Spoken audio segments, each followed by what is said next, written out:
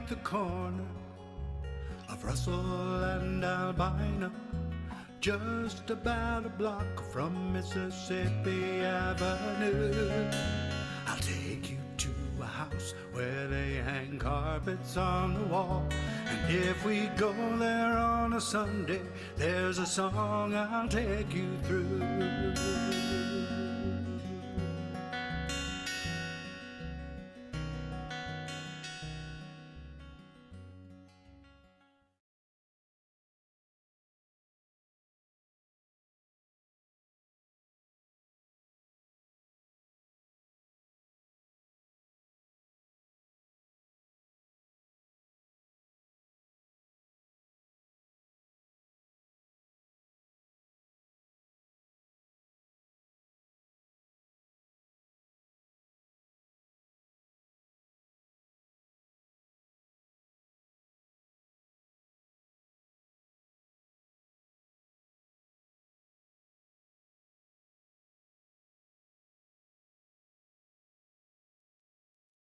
Hi, everybody. Welcome to Open Mic America, one day before the eclipse.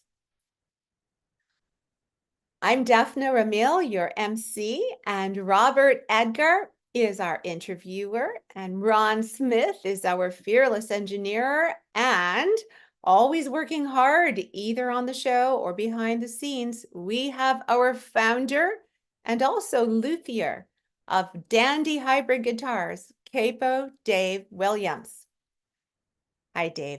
Our mission is to support your local open mics, where you can go in person and you can see songwriters performing their original music.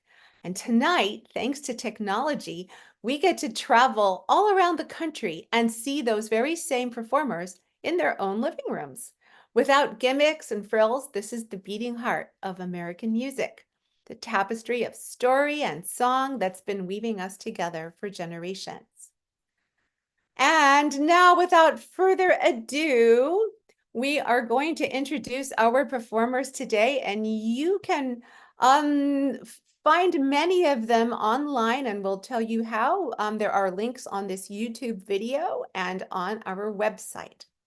So first, we're going to have Kyla Tilley. Wave, Kyla, from Clark's Beach, Newfoundland.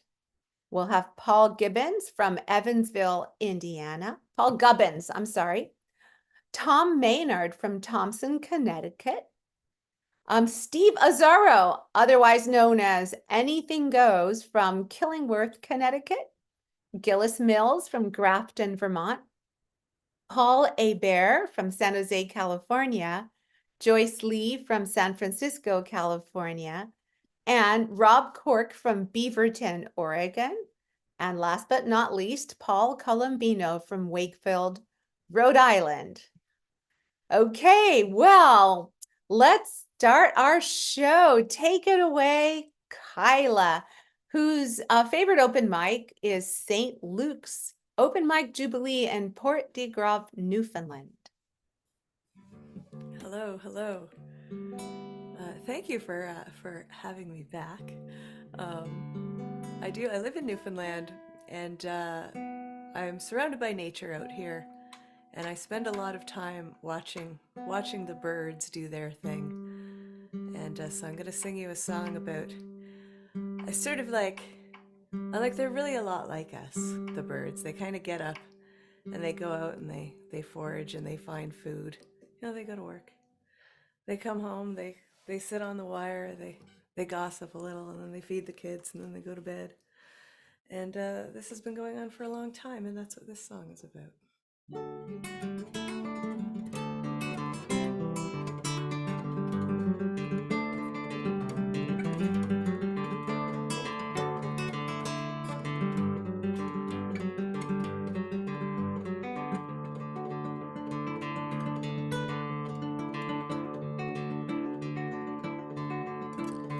Feathers flapping, fluttering, ruffling, generate air on the wing.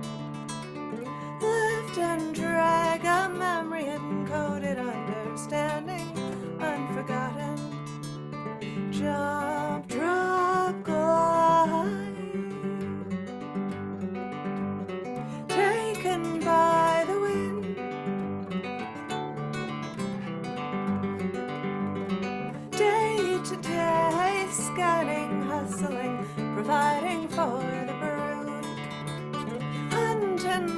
other quarry recognized, knowledge hereditary, sight I've captured, taken by the wind.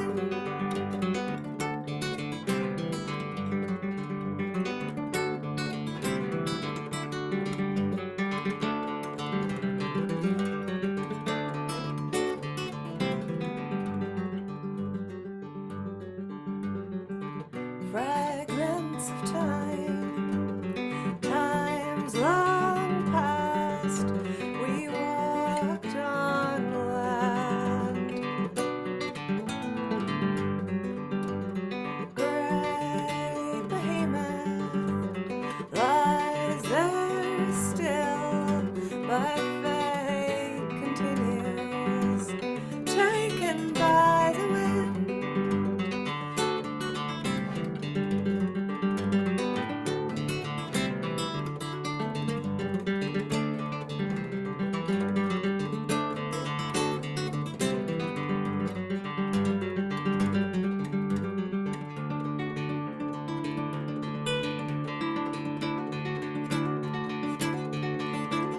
Errands tended, chirping, chattering, gossip shared on the wire. Daylight waning, Helios settling, nocturnal dangers waking. Home, rest, do it again. Taken by the wind, taken by the wind.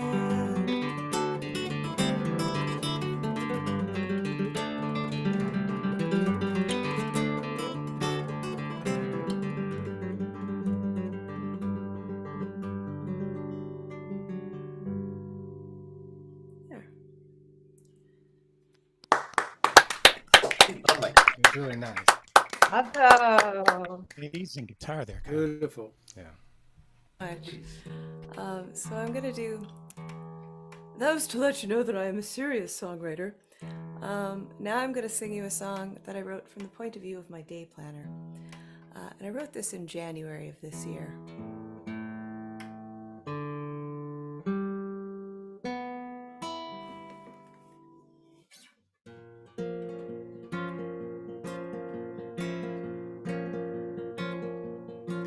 I am a day planner, I am a chronicler. I keep a running tab on all your aspirations.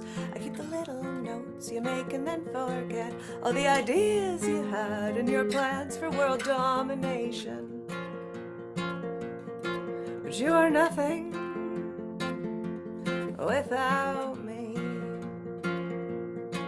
I know when you got up and where you have to be and what you have to buy and the people you meet. I know what you got done and what fell through the cracks, all the unchecked columns and stickers you gave yourself. But you are nothing without me. I know when you are up and when you're feeling down, I keep your secrets safe, even though you don't always give me the respect that I deserve. You throw me in your bag and you spill coffee on my pages. I get lost under the bed, and there are times you don't console me for ages. It's like you have forgotten you are nothing. You are nothing, nothing without me. 'Cause I'm your day planner and I'm your chronicler. I keep a running tab on all your aspirations. I keep the little notes you make and then forget, all the ideas you had and your plans for world domination. Good luck with that, by the way, for you are nothing without me. There. Wonderful. Wonderful. Thank you. So true. Thank you. I find people have told me they relate to that, so there we go. Well, oh, here we are. Robert is ready to ask you some questions, Kyla. Take it away, Robert. lovely. Your guitar playing is so clean. Oh, You're all over the fretboard, but it's you're playing very cleanly. You have a classical background. Did I uh, read that? And yes. read it y- from your music, certainly, but But from yes, you that, also read it on my website that you yes, admitted to creeping on earlier.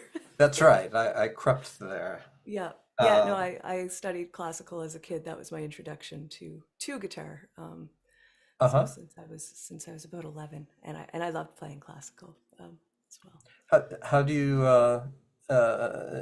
think that it extends into your songwriting Oh, when you study?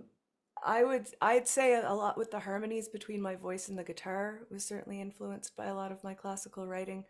Uh-huh. Um, certainly, certainly the way I play my guitar and when I go to record my albums, certainly in the way I write my bass lines, they're very a lot of counterpoint, a lot of kind of you know, I learned how to write a bass line from Bach, basically. So, yeah, Mm-hmm. I think it's been quite influential, Yeah. along with many other types of music. But What other influences do you uh, feel you have coming in? a lot of Celtic music in Newfoundland, like Celtic and Irish traditional music, is really popular here. I listen to a lot of folk rock from the UK from the 70s. So bands like Jethro Tull and but like Steel Eye Span and Fairport Convention were, I think, Uh-huh. three huge ones. I love prog rock. I'm also a huge metalhead, and that all creeps like I really like. I like extreme metal, so that all creeps in. Those structures, like certainly prog rock structures. Right. Yeah, that's great. And when I know I have kind of a varied background too, varied and spotted and whatnot, but you don't hear all the things in all the songs, right? But That's right. sometimes things creep in. The first song, I was thinking of Ian Anderson with the guitar work. It's the That first thing that that I thought of there. But done very nicely, and of course Anderson uses a pick. So you're on more strings at once than yeah, he gets around to. yeah. I use four picks. Very good. Um, how have you been writing your own songs since you started, or did No, that creep I'd in say later? probably around 18, 19, I sort of started and um but somewhere I remember like I started guitar at 11 and I remember somewhere around like 12 or 13 being like, "Oh, you can play chords and sing over them. That's something a person can do." And then, Mhm. somewhere kind of in my late teens being like, "Oh, like I could write the words and the chords." And then when I was around, like in my early 1920, I lived in St. John's, Newfoundland, and we have the songwrite. There's a bazillion really excellent songwriters from here, and like there's a real big songwriting scene and a real big original music scene. So it was just kind of like a very natural, like, oh, I want to do Uh-huh. this too, kind of thing. Yeah.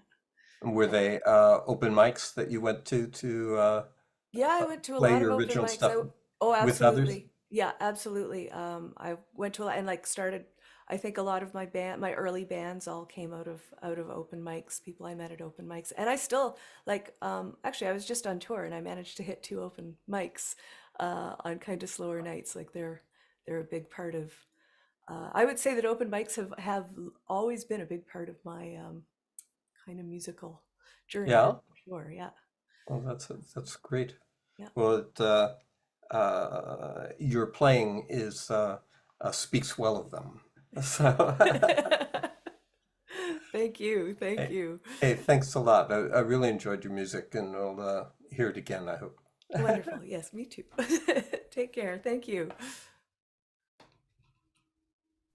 Well, Kyla, I second that and what he said about you and go open mics. That's one of the things that we like to support here is the actual in-person ones can be supported by this virtual venture. And they are important, especially to singer-songwriters. Thank you so much. And now we're going to go to Evansville, Indiana to hear Paul Gubbins. Paul, the stage is yours.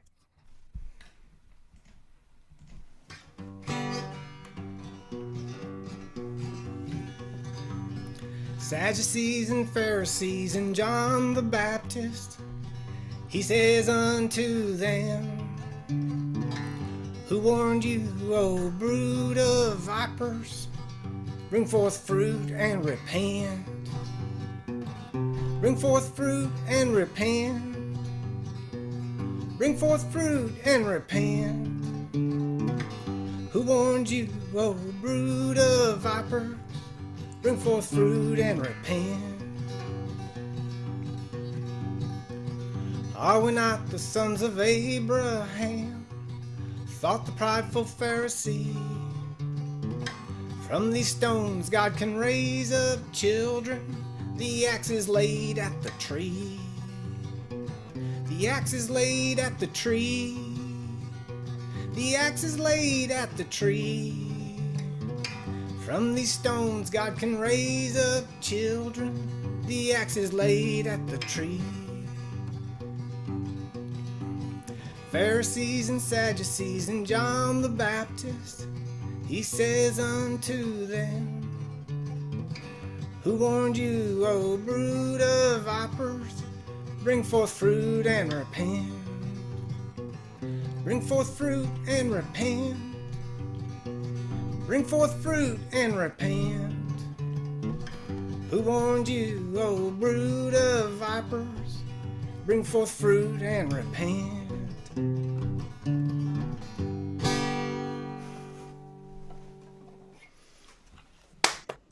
Thank you. Bravo! Yay! Well done, Paul. That comes right out of the King James Bible. I just dropped some words.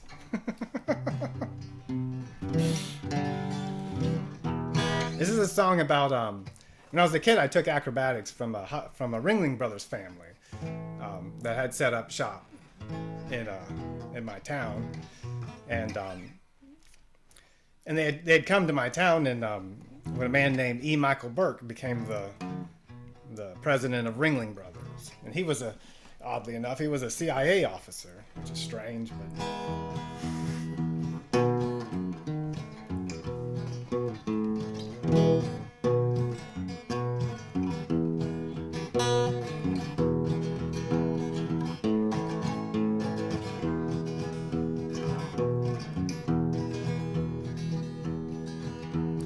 E. Michael Burke was a criminal child. By the age of 12 years, he run wild. Locked up in asylum at the age of 16. In St. Joseph, Missouri, a sigh of relief. Doctors dig to determine his criminal power. The origin story from why he went sour. With Bavarian science, his mind it was torn. And E. Michael Burke was completely reborn. God bless the Germans, God bless the Jews, God bless the newsman who reads us the news. Sometimes you win and sometimes you lose. And sometimes you walk in another man's shoes. They gave E. Michael Burke a story to tell. For the rest of his life he remembered it well. A man of high standing, quick-witted and keen, but no memory at all for the age of 16. Within 10 years after the war, Albert Hagini, he opened the door, and E. Michael Burke of the Ringling Brothers telegraphed out their government orders. Now I don't know for certain, I heard it from friends, that Albert Hagini was a company man, and E. Michael Burke, a hero at war and a CIA plant at the Ringling Brothers. What these men were up to, why should I care? Always an acrobat, never an heir. But what if there's someone who works to this day like Albert Hagini for the CIA? Perhaps he works part-time, perhaps from home. Maybe an old man sat in alone, out in the open, under the veil, 65 years in Evansville. Here are his code words so you know who he is. Nazareth, Gargamel, Polar Express. All of these children are groomed to this day to be secretly handled by the CIA.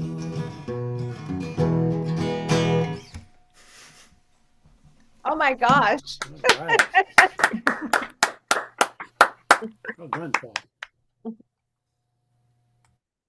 Wow. Paul, that took at least me by surprise. That's one heck of a song. And we'll hand you over to Robert. Very nice, Paul. It took me back many years ago. I joined a bluegrass group locally, and I was playing around in San Jose. And the steel guitar player turned out to be FBI. So it struck me that was as close as I knowingly had gotten to an FBI agent. Well, I mean, I'm just running off conjecture with that whole song. Like, that's there's no, all right. I mean, it's not been reported in the news or anything. This one wasn't advertised too much, but I did get to know. It didn't seem to affect his playing one way or the other, so that's a good thing. It sounds like you have some Appalachian background. The Well, I'm music. from southern Indiana. We're right on the river, you know, border with Kentucky. I didn't know that I was southern growing up. I looked at Kentuckians and their accent was a little bit stronger than mine, and I thought that they were the South. But we Right. can culture in with them a little, I guess. It's hard, you know. Every state in the South, as you do know, has its own accents, and in fact, you know, more than that, you can move around, and if you live there, you can tell the differences as they go through. But also the music and the style of it sounds Appalachian to me in that. But I listened. I had like one of those Lomax books, one of his Yeah. compilation books when I was a kid, Uh-huh. and used to just learn stuff out of it, and you know, look for stuff like that. It was hard to find then, you know, like in the early '90s, like '90. Uh-huh. You Did you know, there listen was that to, Harry Smith anthology of folk music. I was just going to ask Yeah. if you had gotten that through that too. It's a rich bank of material there. Yeah. That's how long have you been playing your own stuff? Since I was like 14, and I'm Yeah. 48, so you can do math.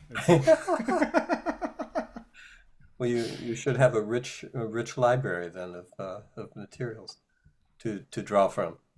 Yeah. Where do you play in the area where you are I now? haven't played out in years. Yeah. Last time I was playing out was probably like 15 years ago, and I had a band. There's not much to do here anymore. It's kind of nobody's really opened back up. I don't think after COVID. There's not a whole Yeah. lot of. But I'm also just out of. I'm not in the age range anymore of all the kids that are out playing. So.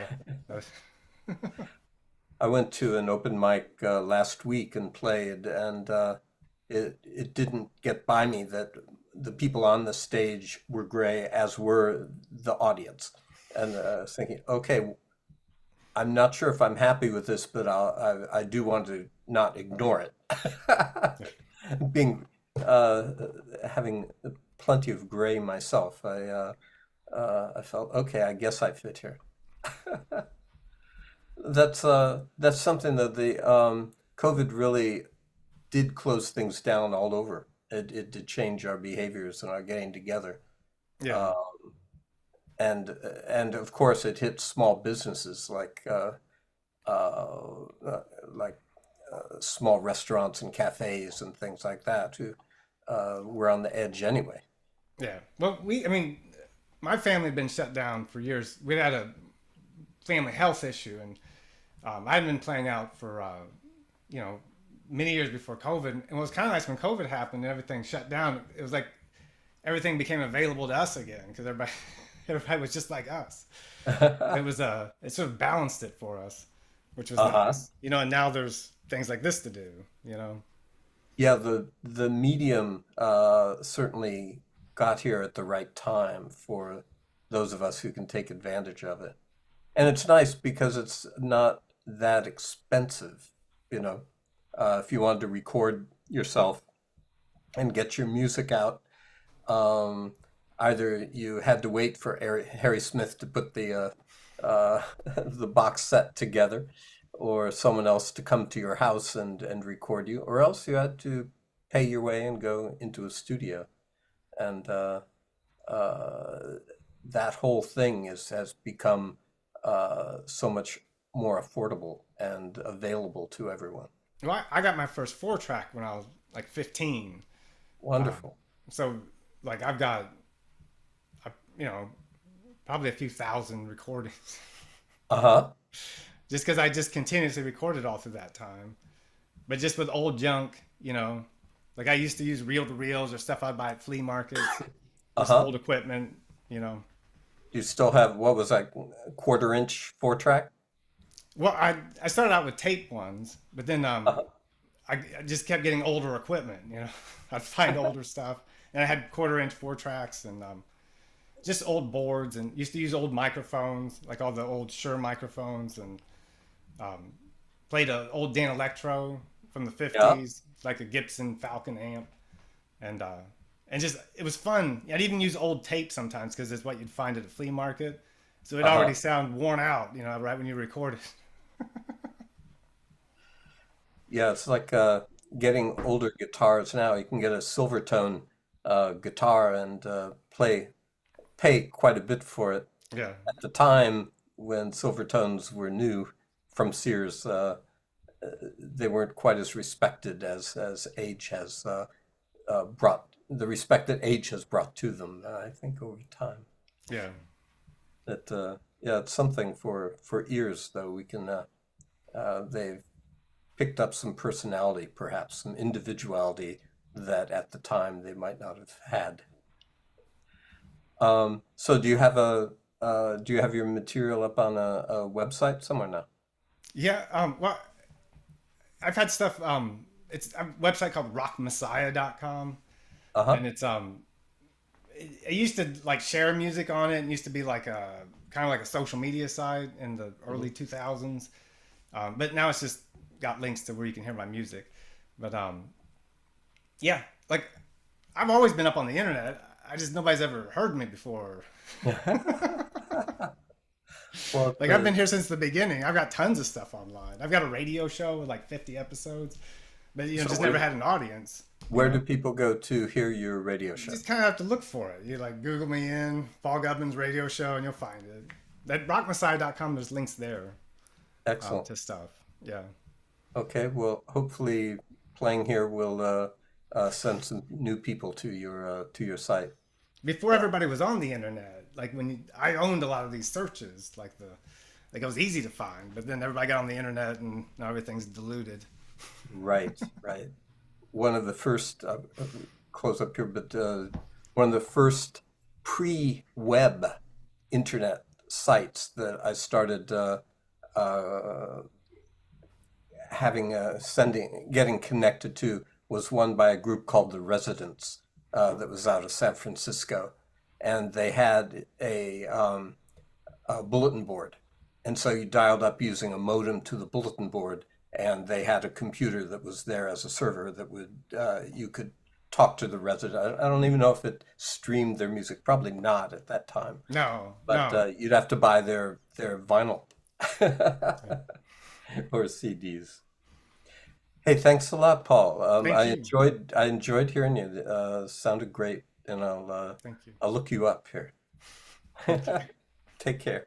You too. Yes, Paul, thank you so much. It was a very interesting story you had to tell. Also,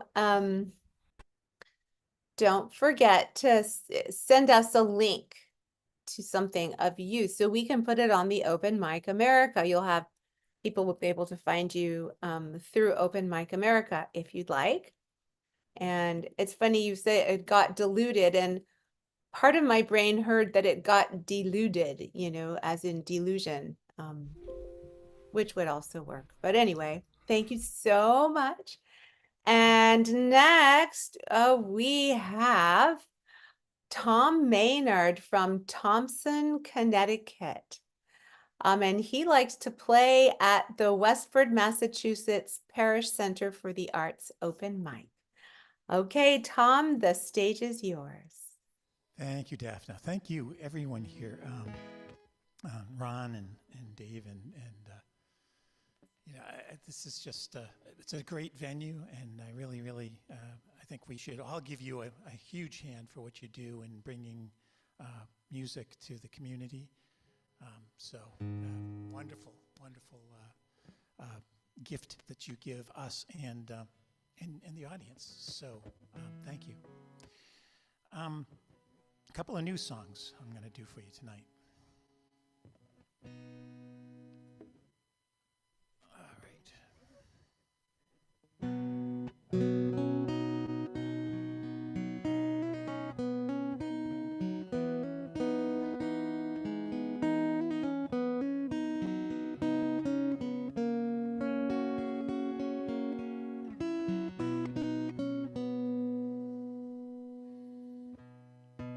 Loop-de-loop, round the hoop, another year, still standing here, longing for more, wishing hard for another sight, a bird in flight. Hands circle round and round on faces in the lost and found. Search for secrets in the sound. Sand slowly slipping down. Alakazam over the dam. Much more to say. Words drain away. Open sesame. Where is the key? A magic door back to before. The hands circle round and round on faces in the lost and found. Search for secrets in the sound. Sand slowly slipping down. Treasure turned, bridges burned, riches rust and turn to dust.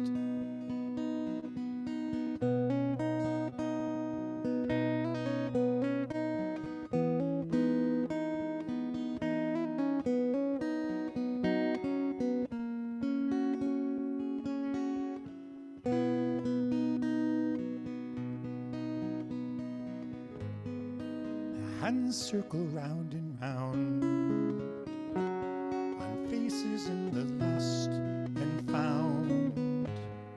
Search for secrets in the sound. Sand slowly slipping down. And shadows stretching out so long till the horizon hides the sun.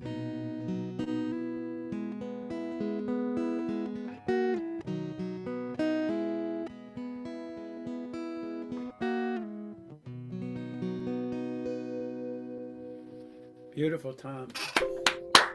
Oh, yeah, very beautiful. So both of these songs came from a songwriting workshop, basically. So there's this a summer acoustic music week that happens every year up on Lake Winnipesaukee. It's put on by WUMB, the folk radio station in Boston. And they also do a winter weekend. So this was coming from the winter weekend.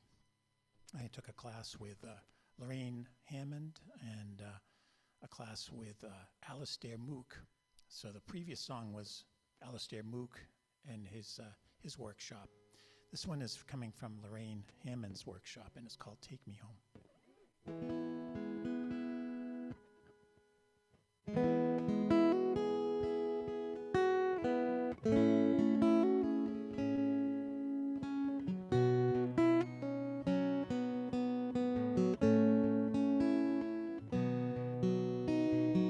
Ice is melting, sun on snow, gray becoming blue. Geese in V's reflected there, on northern wings they flew. Which such wings but take me home, there see the green unfold. And as these waters are in thaw, your heart's hearth warms the cold. Home fires burning, spring returning. I'm yearning for the road to take me home. It baffles me how it could be that I'm so far away. Why should my journey lead so far? My heart bade me to stay. Trapped inside this motel room, still hours until the dawn.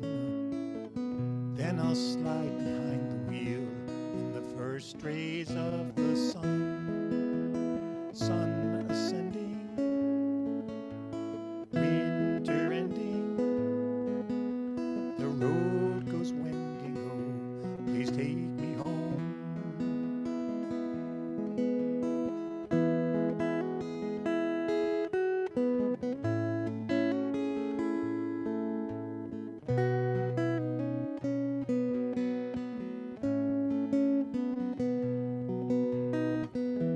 There at journey's end, no need to wander more. There's no other goal to find than you behind our door. Warm fires burning, spring returning. I'm yearning for the road to take me home.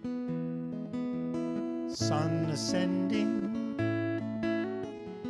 winter ending, road goes wending, oh, please take me home. I'm yearning for the road to take me home.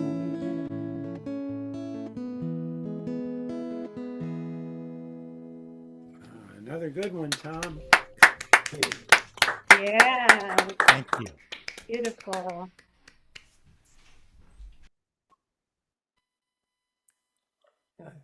Hi, Tom. Nice melodies, and also the ornamentation that the ornament on your playing is very nice. I think we have a lot of good guitarists here this evening, all told, and it's lovely to hear.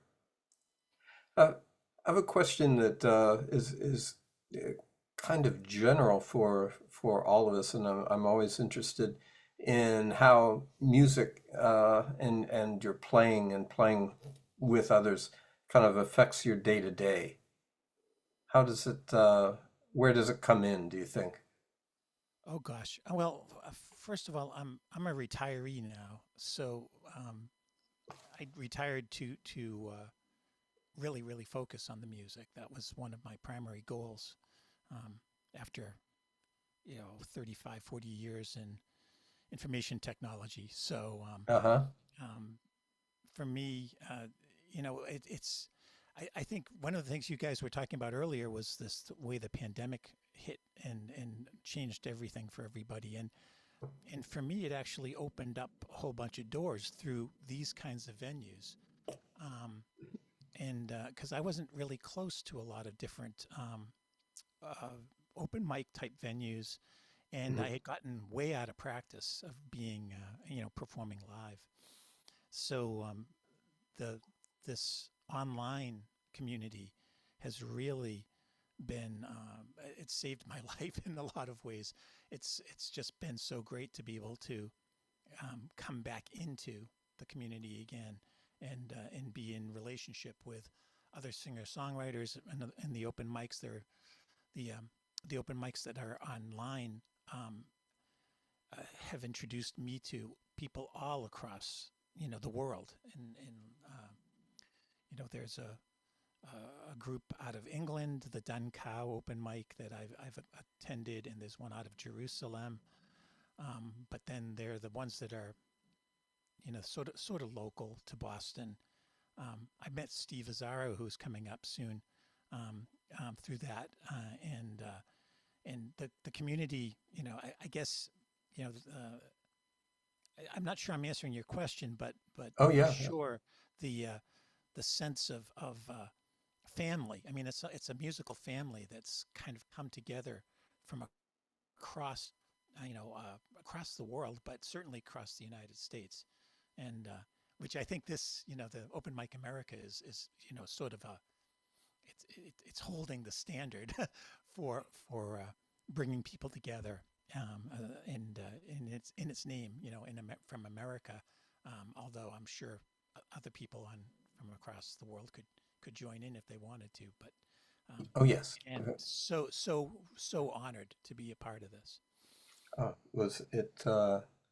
It's lovely to have you, and the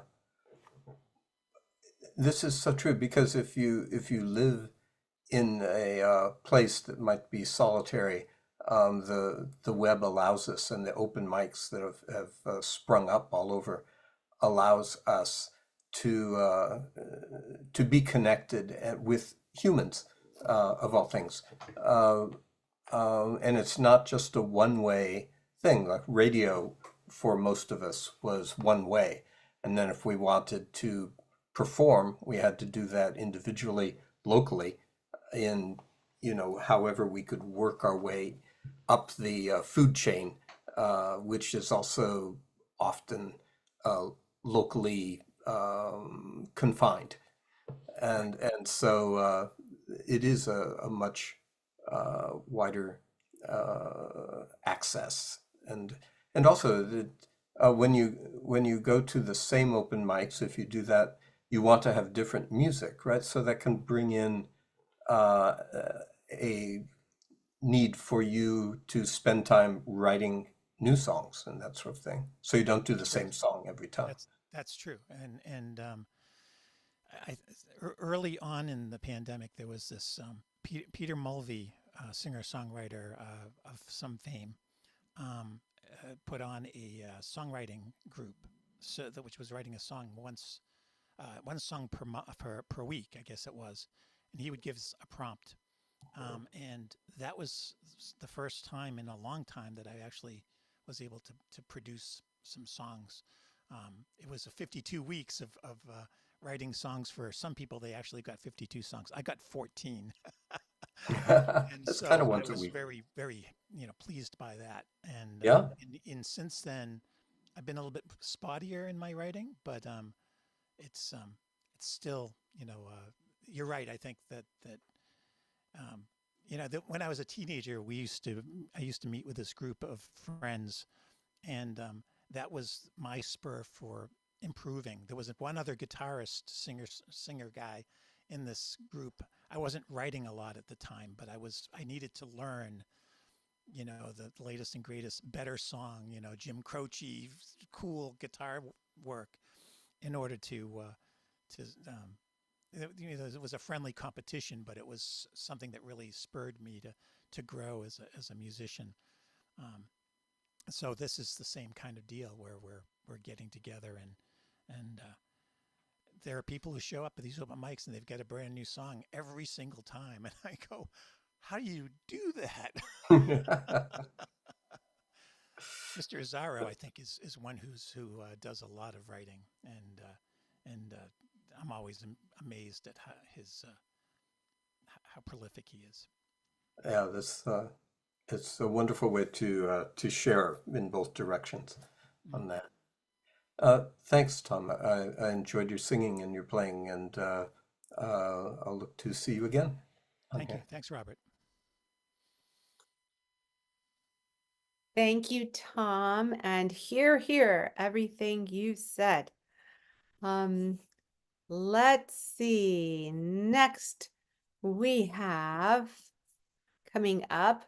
Oh, the one we just mentioned. We have Steve Azzaro, otherwise known as Anything Goes from Killingworth, Connecticut.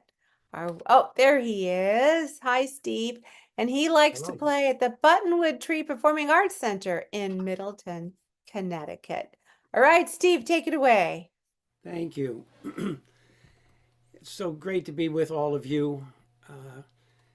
Tom is a recent new friend and such a precious friend to have, as you all will be as we continue down this music road. The first song I'm going to do for you is the very first song I ever wrote, and the very first one I ever performed before an audience in Huntington, Long Island with the Huntington Folk Society. And got out there in the evening concert with my friend who was playing the banjo, and I was so scared. My knees were just shaking. But so this one was written back in 1978. It's called One Day, and it's just a little snapshot of a day in life of a married couple. One day.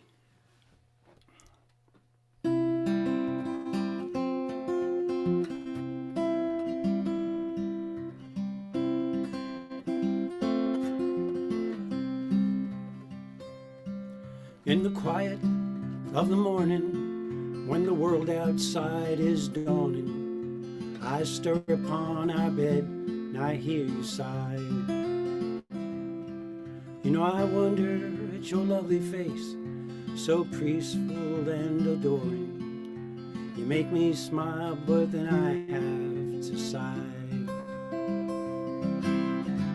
And I think the world is slowly changing,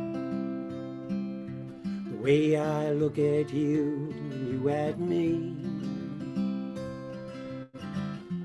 Think I'll never understand it all.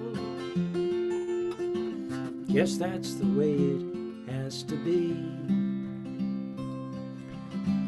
Guess that's the way it has to be.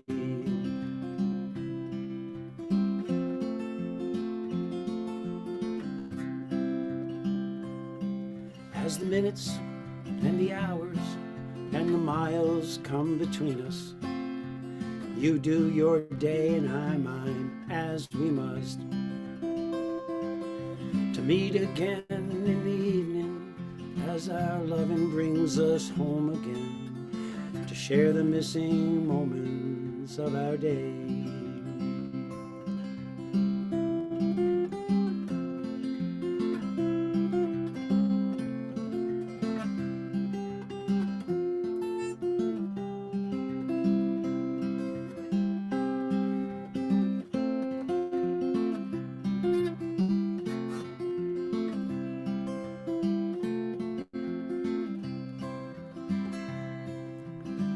And I think the world is slowly changing, the way I look at you and you at me. Think I'll never understand it all. Guess that's the way it has to be. Guess that's the way it has to be. Do you remember when we first met, and all the love we shared was not enough? It was a time I won't forget, and a time I'll never see again.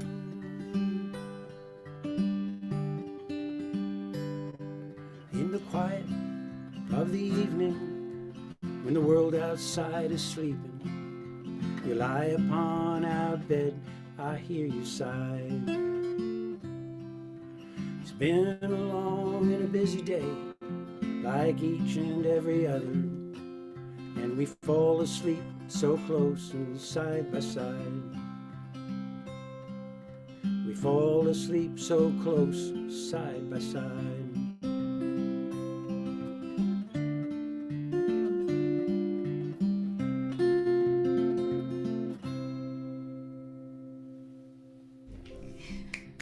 Beautiful. Oh, yeah. Thank you. Thank you so much. It's so special to sing a song for you folks. It really is special. We sing out a lot, you know, I know you do too, but this audience and many of the ones I attend with Tom and all the folks that are there on these open mics through the pandemic, this is this is the most current song I've written. And it's about a relationship once again. And I don't know, perhaps in your life you've had a spat with a significant other. And you know, it usually starts out with some words, and then they get louder and louder, and then it gets into huge argument and yelling, hooting and hollering. And then it reaches the final stage of the argument, which is total silence. And in that silence, one tries to find a way to get back to normal and back to joy. So I call this song, As I Think of You.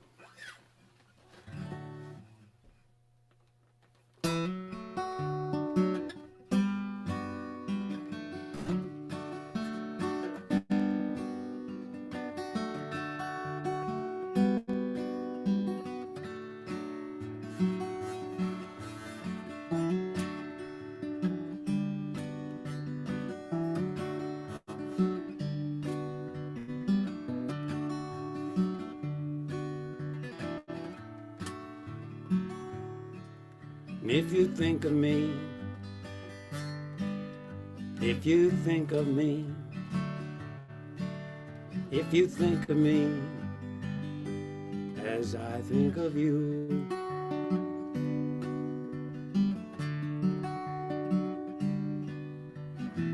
you are the one in my dreams, where everything is okay, or so it seems.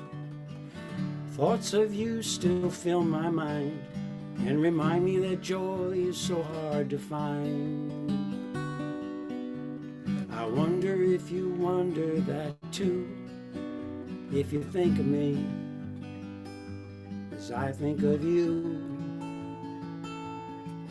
You know, times are working against us, nothing seems to matter anymore. We gotta find a new direction, just stop closing those doors.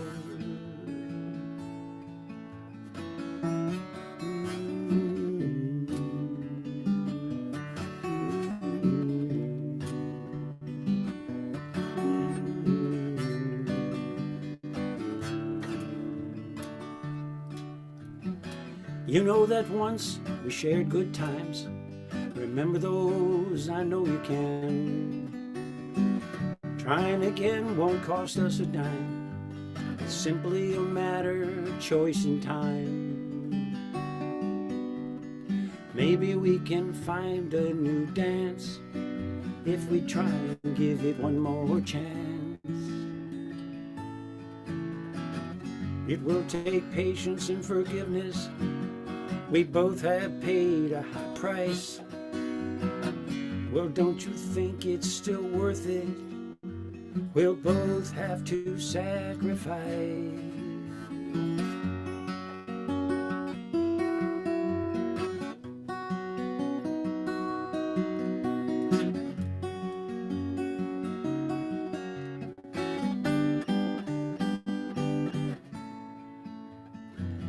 You're the one still in my dreams, where everything is okay, or so it seems. Thoughts of you still fill my mind and remind me that joy is so hard to find. I wonder if you wonder that too, if you think of me as I think of you. If you think of me, if you think of me, if you think of me as I think of you.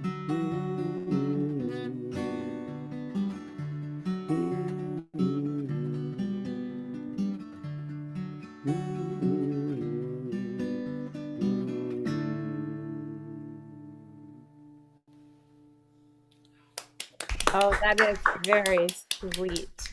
Thank you. Thank you, Ah. Daphne. Wow. Okay. Well, I bet Robert has some things to chat with you about. Great. Sounds like a threat. Hi, Robert. Hey, It Steve. wasn't meant like that. I've got some things now. We need to speak. I'm one thing that always interests me in popular music is how individual writers put the tropes together to make them work. And in yours, you used a similar trope, at least in a couple lines. One of them, and everything's okay, or so it seems. And when you say, and so it seems, that it catches up and looks back at the previous part of the line, and well, everything's okay. And if you hear it and stop there, fine, that's everything's okay. Or so it seems opens it up a little bit. So you become aware that what you just thought had to be rethought because of what you later heard. And it's a little piece. And then you, if you think of me as I think of you, now you have to think of it. What, am I thinking of them in the same way? I didn't wonder about that until you said it. And then if you think of me and you repeat that several times, so the gravity moves toward that. Little pieces that go into songwriting that are part of our language and the part of the way that you arrange the language in there it's nice. I mean, it's nice songs can be very simple yet still have these exquisite little structures that in fact directly affect the meaning of the things. No, thank you, Robert. That's the first time I've heard that sort of analysis of some of the lines that I've written. And, you know, you wonder, as you've already indicated, you know, how these lines come and how they get put together. Of course, it's based upon all our experiences in the past and, you know, hopes and dreams. And sometimes it's accidental, and you songwriters know that you'll put a piece together and you'll have lyrics, and then you'll go back and look at it and say, oh my gosh, I got to change this. And then you know then you redo it again and you say, well, how can I make my point? How can I tell my story so that it I really want to try to touch people with what I write. And it's not complicated. It's very simple. I grew up listening to the Kingston Trio and Woody Guthrie and the Weavers and all these people, and the stories are simple and the melodies are sweet. And that's what I try to, I'm in that trap. I'm not that good a musician to get so sophisticated, but yeah, and I've written some 70 songs now, and they're on I have a little YouTube channel, and I also record them down at VSCTV, which is in Westbrook, Connecticut. It's a community access TV station. Mm-hmm. And I've made them into videos, just for fun, you know, and the videos sort of accents and enhances the story that's being told as best we could under the circumstances. But no, thank you for those comments. Oh, sure. Well, I think they're part of it. when we write songs, I'll use kind of a royal we there, but drag you into my assumptions. Sometimes we write toward feeling, toward the feeling that we have, and we kind of drive and steer our writing toward the feeling. And if it gets cold, well, we want to take a right and go with this other line or something like that. And then when we go back, it can be, we can analyze it a little more and say, well, the feeling didn't work here. How come? What's it need? And we can go a little more consciously into restructuring into an edit of something. As you were And saying, you go in. I think it's another good point you're making. Another song that I've just recently written. So you say, how does one get the inspiration to write a song? But I wrote it about Alexei Navalny, a very brave man, and I wanted to acknowledge that, and I tried to say that in my song. So I'm guided by what hits my heart, what is true to me. Then I'll say something about it.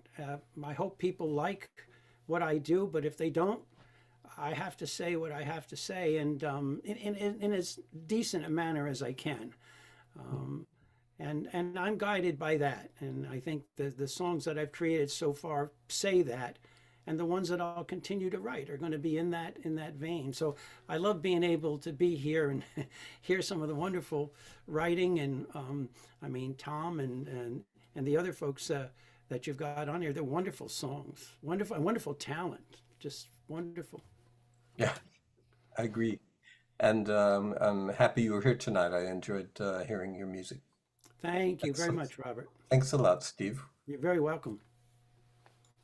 Steve, thank you for those kind words about everyone, and I wholeheartedly agree, and you included. Thank you, Daphne. Yeah. Let's see who we have next. I do believe that it is Gillis Mills from Grafton, Vermont. Okay, Gillis, it's all you. Can you hear me? Yes. Okay.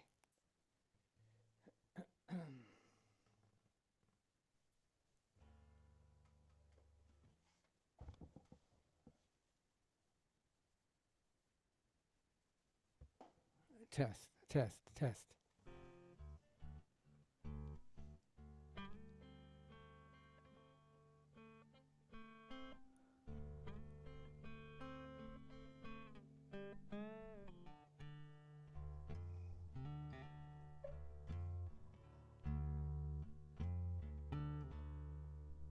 Lord, meet me early Monday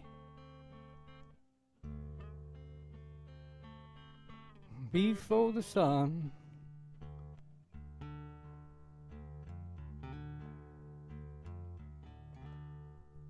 I said, meet me early Monday before the sun.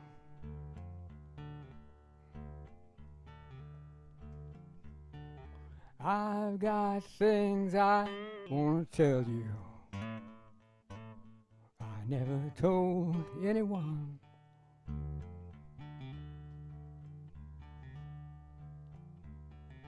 I never listened to my daddy. Never heard a word he said. Never gave my mom any time at all. And now it blows.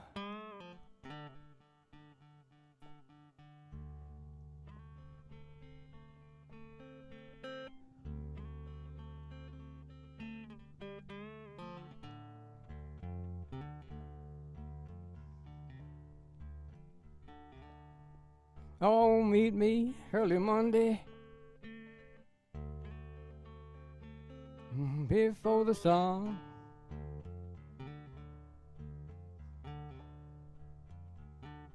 I've got things I want to tell you. I never told anyone.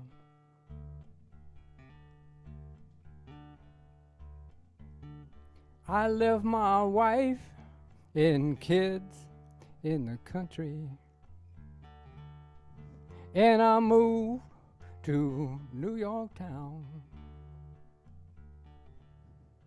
My money, it piled straight up.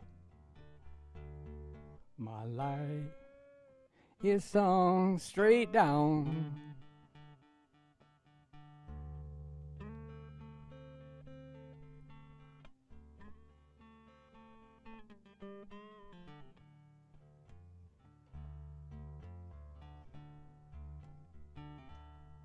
Oh, meet me early Monday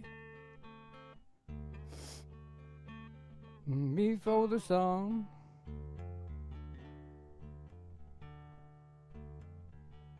I've got things I want to tell you. I never told anyone.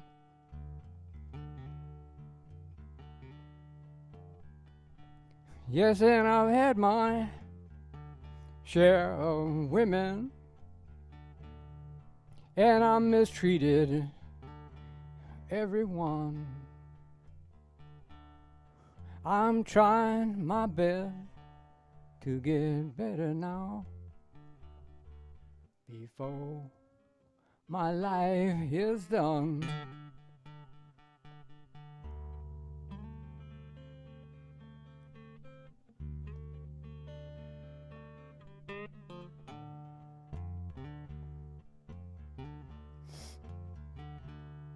Oh, meet me early Monday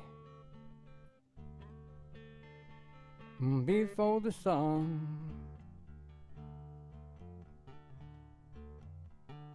I've got things I want to tell you before my life is all done.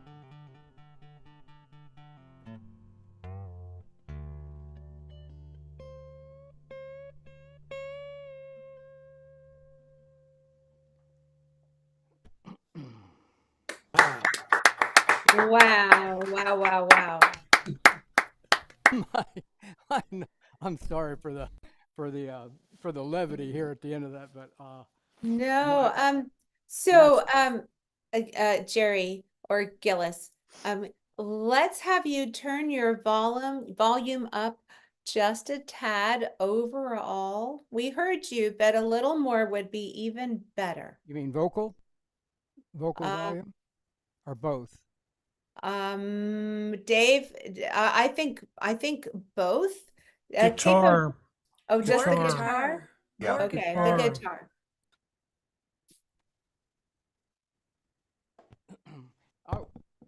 I was singing quietly, by the way, so because it's a We quiet heard the song- singing quiet really song. well, yeah.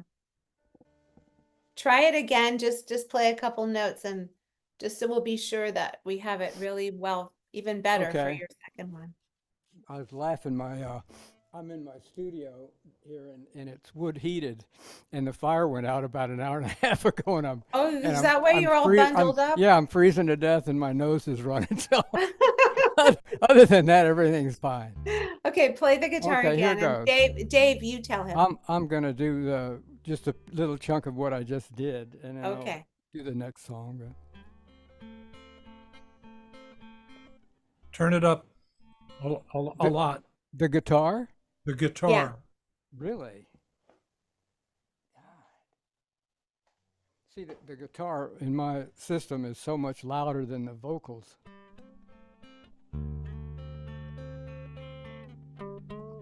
We're just beginning to hear it now. Really? Really.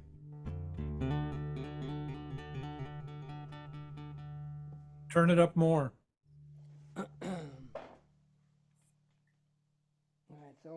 It's overdriving here. It's really incredibly loud. I wonder if what you're turning up is what we're hearing. What's that? It's- It's really overdriving like crazy. It's here. better now. It's better Is now. it? We can live with that. Yeah. It was Okay. non-existent in the last song. The singing was great. We could just hear little bits of the guitar. Okay, Really? thanks, Jerry. Yeah, you're welcome. So, so I just wanted to say, I wanted to preface that song, and I just got into it. But songwriting to me is therapy, and it I try to write songs that are true about my life, and sometimes imaginings. As you've heard, this song I just did, and the next one are two of my oldest songs. I noticed I copyrighted the one I just sang in 1960. I'm sorry, 1996. So, and the next one is about the same age. But they're about they both happen to be about my life and stuff. They're true, and so here goes the next one. That one was called Redemption. This one is called Little Boy.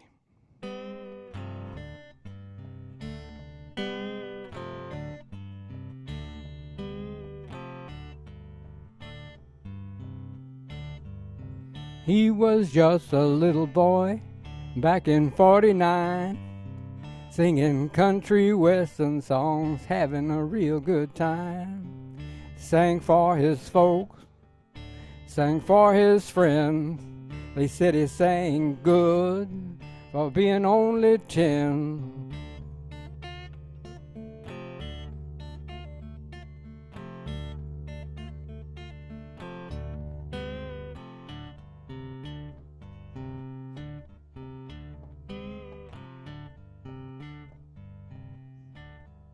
Then his fourth grade teacher came to him one day, asked if he'd bring his guitar into class to play.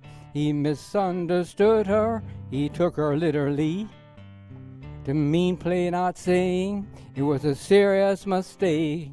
All they knew were 3 chords, and all they did was strum. Without his voice, singing leads, it sounded kinda dumb.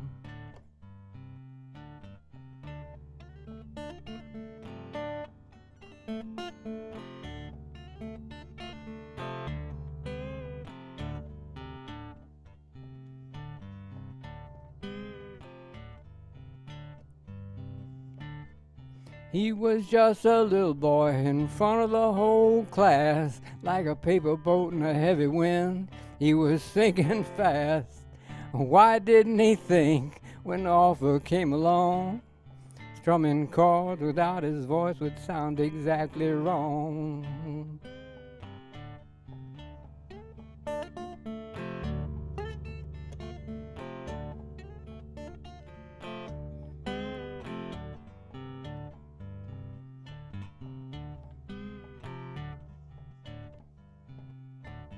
Gail Page and Betsy Bloom were there, Joe Ford and Cecil too. In fact, all his friends were there to hear what he could do. Their looks burned through him like a torch on candle wax. It felt like he was dying, he just wanted out.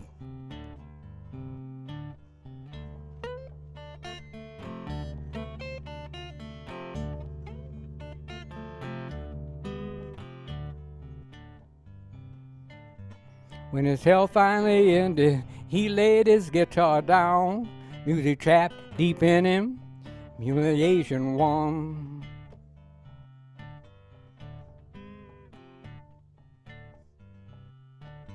Over 40 years went by, he hadn't sung a word, till he was dragged back out again by a young songbird. Today sings for money, and he also sings for fun. No one would ever guess the things he's overcome.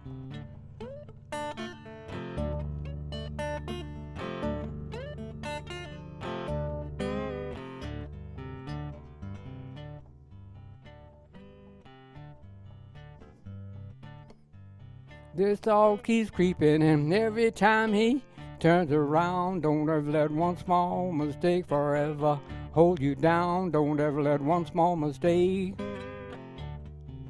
Don't ever let one small mistake. Don't ever let one small mistake forever hold you down.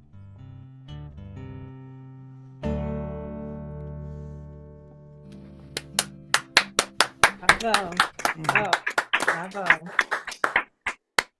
Wow, Gillis, that was really something. And I'm sorry you're so cold over there. After you talk to Robert, you could like go build the fire again. I know I'm with my cap on and stuff. I'm warm enough. I mean, Yeah. I'll stay awake being this cold. Okay, Robert. Anyway, Well, it's good to see you in your bright black coat there and yeah. singing out the blues. You deliver it really well. It's a really haunting blues that you work through there and deliver. Mm, You've been thanks. playing that for a while? Yeah, I tend to walk that road, musically. Uh, I they because my songs I try to make them when I write, I try to deliver music that's relevant to the lyrics. The mm, lyrics drive the songs. Although occasionally I come up with music first and then write lyrics, but they typically I try to express the music in a way that's relevant to the intent of the song, the concept, and I write usually an idea, a central idea, and uh-huh. and very often they're based on true actual events that happen in my life. An old geek, not an old geek, but an old geezer. And I've had a lot of experiences. I grew up in southeast Texas in Houston, urban Houston. Yeah. Lived there for a number of years, and I got competitive and moved to New York City and Yeah. lived in Manhattan for almost 40 years, 37 years, Uh-huh. and so I've got a lot of different experiences and stuff. Now I've retired and I live in Vermont now, up in the mountains, and Uh-huh. it's really fun. It's totally different life than I've been an urban guy my whole life, and now I'm out kind of homesteading with my wife and our dog and cat. So anyway, it's Do you nice. think that homesteading out there is it kind of brings out the blues in that same way? Not well. I no. It's just close. I think that living the way that we live with fresh water and fresh, pure air and all that is just a great way to live. We're very very lucky. I take Yeah. hikes on the mountain every day with my dog and stuff. But no, the blues is more of a. I've had. I just always when I first heard them. I mean I grew up listening to country and western down in Houston in the 40s. During Yeah. I guess the Second World War, but I was a little kid at that time. And but then when I started hearing the blues, it just sounded more closer to the truth to me personally, and that's why I try to emulate the blues. Because it just sound the most powerful music that I've heard, other than Bach, and others, uh, Uh-huh. Little Richard, and so I mean some of the Janis Joplin, some of the really wild rockers. I've never heard music as strong as like Howlin' Wolf singing "Smokestack Lightning," for example. That stuff just melts my head. I can't believe how much emotion they're able to. I don't try to emulate that because I can't. It'd be ridiculous. It'd be like me trying to do rap or something. It'd be dumb. Uh-huh. But but I do what I do, and it's honest, and I enjoy doing it. It isn't easy, but it's satisfying. Yeah, the first fingerstyle uh, songs that I learned were Lightnin' Hopkins Uh from huh. I used old. to hear lightning before it was discovered, by the way, in Houston. Yeah, yeah. Yeah, yeah, regularly. That there's some of that in your first song. He was much more skilled than I am. Um, I'm very primitive compared to him. Beautiful stuff though. You get saturated in it, and it stays there, and you can get to it uh, when you need to. I think blues is a beautiful thing for that. Kind of waits there, and if you don't, you can go back to it, and it's still sticking around. Yeah. Hey, thanks a lot. I really enjoyed hearing you. You did a nice job of delivering the blues there. It's a nice night to be here. Good. Yeah, Enjoyed hearing the other people. yeah, it's a good night. I agree. Take care, Jerry. Yeah. Well, Jerry, stay warm and keep warming our come back Nice and seeing warm you. our Nice seeing you, Drana. yeah, and warm our heart with your music too. Thank you. Paul A. Bear is our next performer, and he is from San Jose, California. And here you are, Paul. The stage is yours. Thank you so much. As others have said, I really appreciate the opportunity. First song I want to sing is inspired by a portrait. You know, we see pictures of people all the time, even looking at all these thumbnails on the computer, and you wonder what might be behind the picture. And so this is an attempt to tell you. It's called The Boy in the Picture.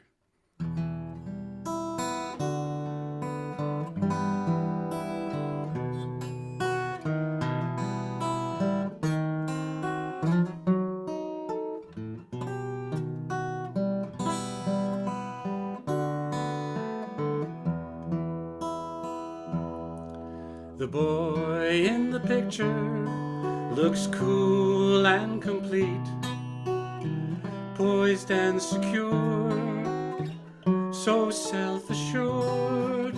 Still there's a tinge of blue, a cloud hanging low in the view.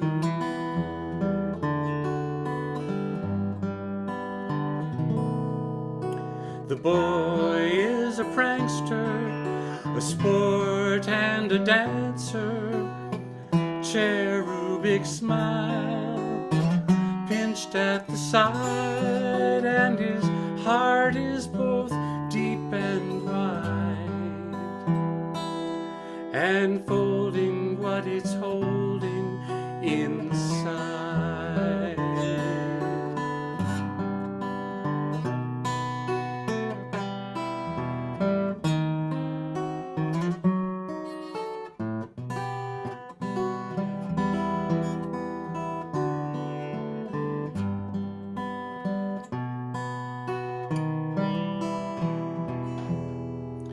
The picture can't show you the love and the hurt, treasures entangled with no good.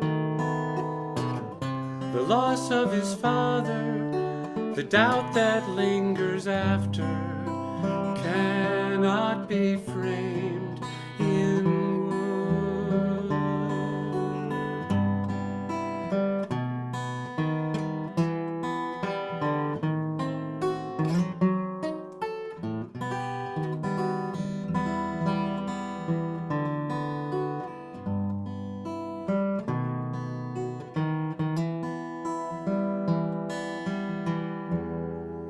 Now a man on a mountain, still walking his path, sadness distilled, heart overfilled, paints a picture of life in the hills, on a canvas of time as it spills.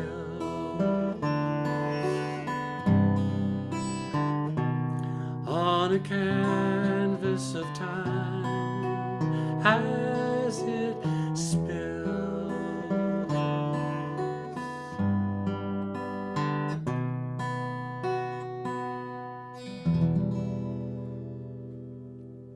Well,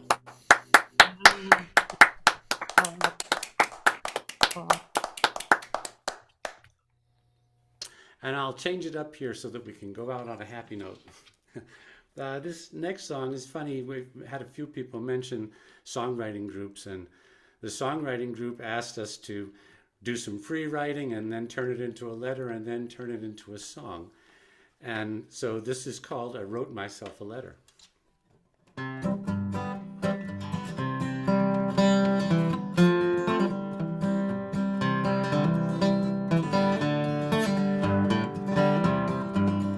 Well, I wrote myself a letter. I know that might sound strange. I wrote myself a letter, no postage to arrange. I wrote myself a letter just to get things off my chest. Oh, but when I read that letter, all it said was, "You're the best." Yeah, you're all right. Don't change a thing. I kinda like your style, especially if you sing. Yeah, you got some quirks and offbeat qualities up in your tree. You're a sight to see, sincerely me. Well, I wrote myself a letter. I was looking to pick a fight. I wrote myself a letter, so much stuff I don't get right. I wrote myself a letter, yeah, expecting to lower the boom. But when I read that letter, it just said, "What a cool costume." Well, you're all right, don't change a thing. I kinda like your style, especially when you sing. Yeah, you got some quirks and offbeat qualities up in your tree. You're a sight to see, sincerely me.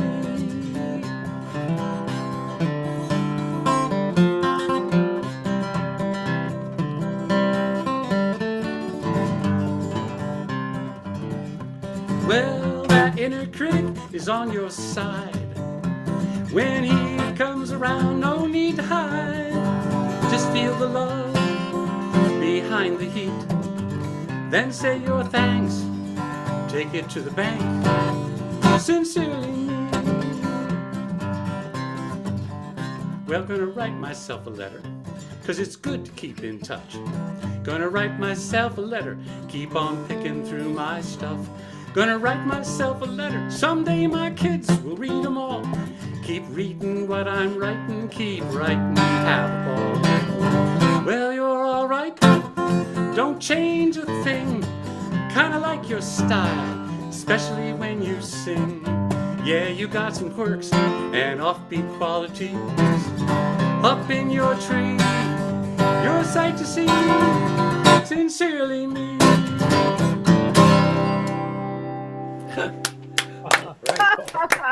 Good one. Good one. Oh, Yeah, it felt good to get that out. so much more lively than I sat myself and write myself a letter. It's much more lively than that song. I love the sincerely me part. It was. Oh, here's Robert. Okay, you guys have a great conversation. You first. What do you want to talk about? What do I want to talk about? It's lovely to be in the company I've heard so far. I can't wait to hear everyone else. So that's the first thing. And I have not been out performing, so it's really nice to have this opportunity as well. But I have been doing a lot of writing with a songwriting group. Like someone else mentioned, meet every week on Monday, and we're supposed to have something based on a prompt. And I'd say about half of the time it works. That's So, great. yeah, that's another thing about it. I wish I could quote all the different people who have spoken so far, but someone mentioned what a community it is, to be a performer, to be a writer, and to get with the others and share that, and have them say, "Oh, this worked for me and that didn't," and "Oh my God, I love that line." That kind of stuff just keeps me going in a way that I never was able to keep me going before. Yeah, I went to an open mic in San Jose last week, and Dave Allender put it on. I don't know if you know Dave, but it was the first open mic for him, and he'll continue putting it on I think Wednesdays. I'm trying to think if that's right, Wednesday or Thursday. Where is it happening? It is downtown San Jose. Does perhaps someone else here knows? If I can think of it, I'll mention it before I go off. I'm forgetting the place, but it has to be nearby, right? If you're in San Jose. Yeah, But everything's half an hour away in San Jose. yes. And so how long have you been in San Jose? Oh, well, I'd say close to 30 years now. So Oh yeah. yeah, it feels like home to me. Yeah. Although Where have you? I grew up in the East Coast. Uh-huh. I, Whereabouts? I was born in New Jersey, but I lost the accent immediately. Yeah. And most of my formative years happened in Massachusetts. Uh-huh. Oh, Massachusetts is great. Uh, and yeah, I grew up in Florida and lost my accent also. It wore off somehow as things went on. I think my parents actually worked hard to make sure I didn't pick up a Boston accent. Uh-huh.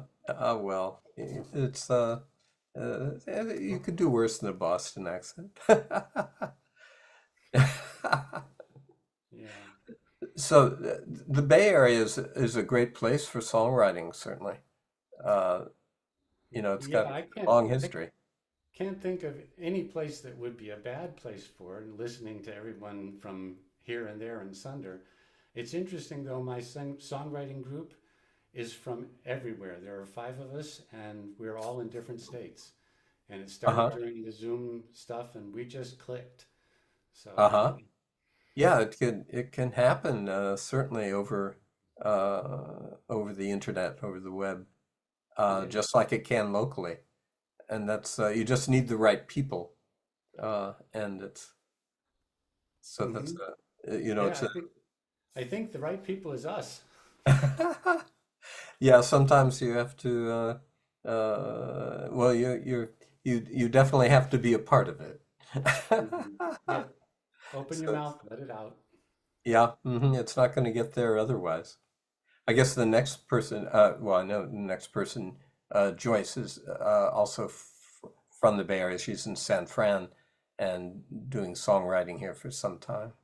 And a lot of us on Open Mic America are Bay Area and have been here for a long time. I um, attended a Mountain View open mic for years around the turn of the century, uh, and as did my daughter, and um, in Mountain View there. Mm-hmm. Um, and it's nice because there's a wide variety of folks around in genres that are represented, and you know, it's another good thing there. It's a great thing, and it comes through in this program tonight already so far. So, you can go to Mountain View or San Francisco or stick in San Jose or go to Newfoundland and just everywhere and find it. It's amazing. Yeah, it is, and a beautiful thing, I think. Thanks, Paul. I enjoyed hearing your songs tonight very much. Thank you. My And pleasure. maybe I'll see you locally. We'll see. Maybe. Yes, Paul, those were wonderful songs, and they were so different from each other, which is always inspiring to me to hear that someone just doesn't have a recipe. And yeah, you made me laugh in the second one. That was funny. Let's see. We mentioned Joyce Lee, and here she's going to be with us from San Francisco, California. And she likes to play at the Hotel Utah on Monday nights. I get their emails all the time, and I've never been there, but it's a good place, huh? Yeah, it's a nice little place. It's still an independent venue, so Mm-hmm. it survived the pandemic. Isn't owned by a big corporation, and so Wow. it's still friendly to independent artists in that way, which is really a joy and a treasure, Eh, I think. And you're here with us tonight, so play for us, Joyce. I am. For those of you who don't know me, welcome to the rock and roll emo portion of tonight's show. That would be me. So it's going to be a little bit different. But so far, everyone else has been amazing. I'm just like, you guys do such a great job of curating the talent for each of these. So just wanted to give you guys a shout out and props for that. Everyone so far has been wonderful. All right. I'm going to play a song for you called Starting Over.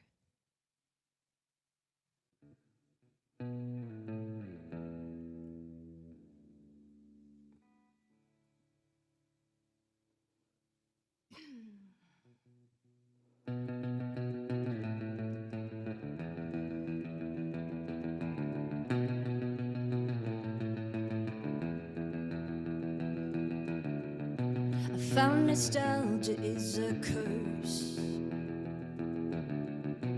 and forgiveness a lie that we rehearse. For all you think you see, your gaze still misses me, and we're here for better or for worse. The chemicals run in my head. I dream of better days and laugh out loud instead. My hope can't be sustained, not sure what else remains. Here I am I better off dead? It isn't over till there's nothing left to lose. No, nothing's over while you have the will to choose. But if starting over is a joke that we both choke on, hey misery, the joke's on me. We're far apart but stuck like glue. You're stupid for me, and I'm a fool for you. Addiction leads to pain. Oh, why do we like insane? Come again, I want you to.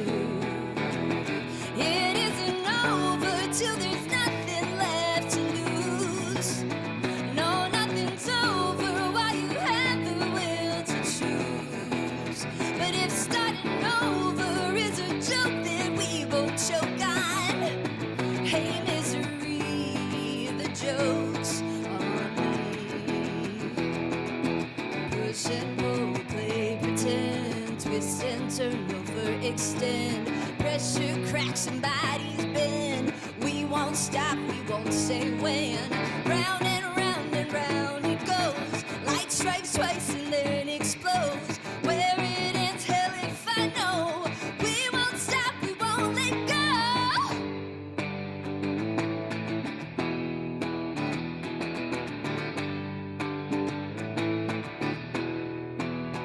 It isn't over till there's nothing left to lose. No, nothing's over while you have the will to choose. But if starting over is a joke that we both choke on, keep cycling, the joke's on me. Just one more round, this one's on me. Hey misery, the joke's on me. All right. Good job. That's about when starting over isn't actually starting over. It's just the same stuff you probably should have run really, really, really far away from. This next song is a song I wrote inspired by stories that I'd heard from friends of mine who are veterans who'd served in the military. And it is called Not Your Hero.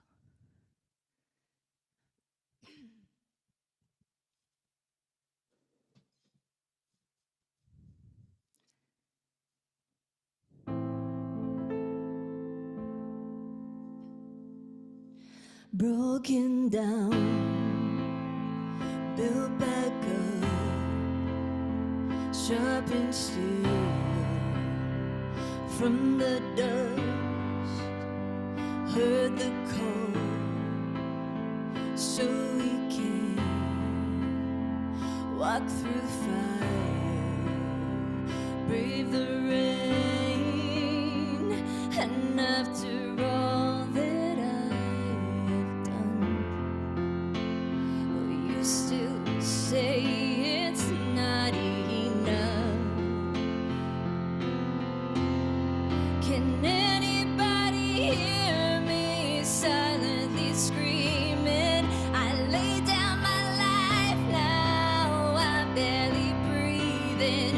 You say that you see me as long as you need me, but once I'm gone,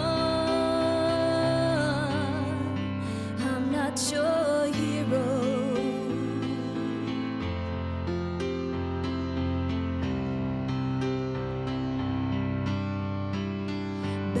scars in my mind, on my body, intertwined. War is over, but not mine. There's no peace I can find, and I am stronger than you know. But how much further can I go? Can anybody hear me? I'm silently screaming. I lay down my life now, I'm barely breathing. You say that you see me as long as you need me, but once I'm gone,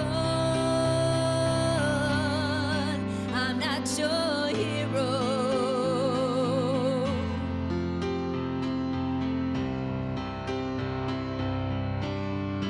I'm not your hero.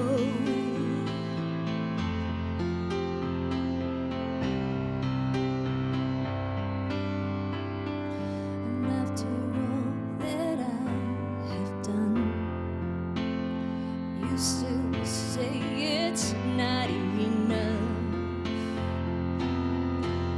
Can anybody hear me silently screaming? I lay down my life now, I'm barely breathing. You say that you see me as long as you need me, but once I'm gone, can anybody hear me silently screaming? I lay down my life now, I'm barely breathing. You say that you see me as long as you need me, but once I'm gone, I'm not your hero.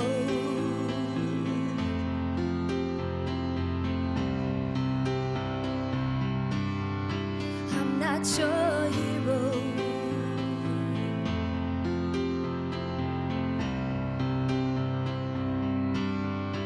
I'm not your hero.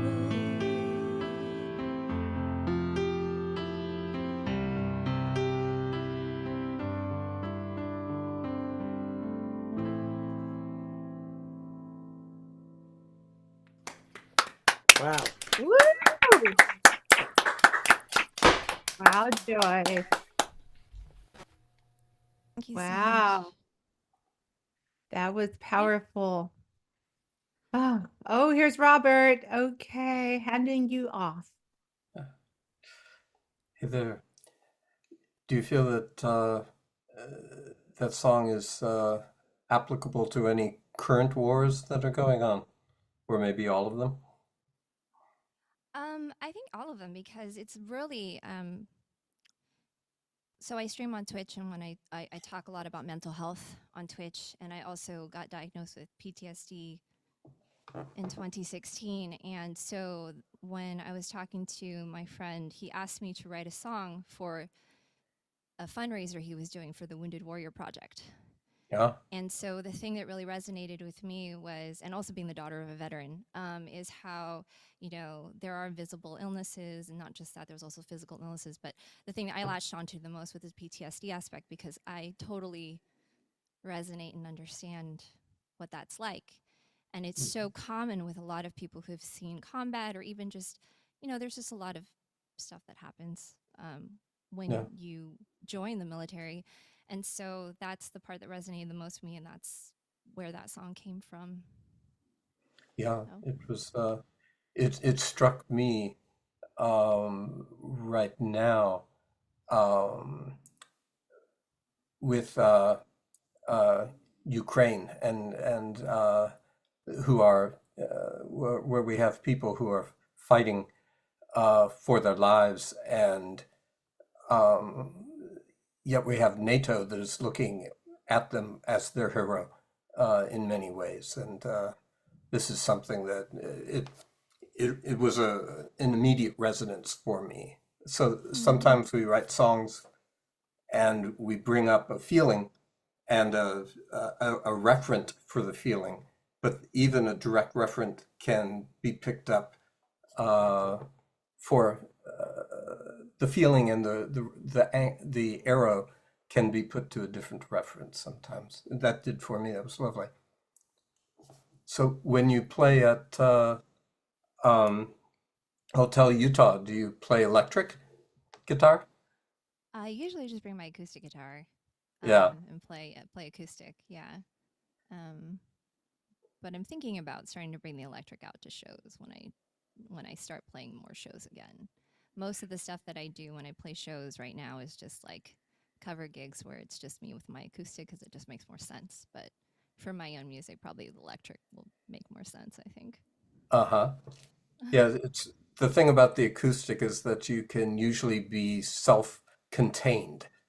You know, you can go up there, do it. You don't have to worry about your amplifier being too loud or cutting through too much or something.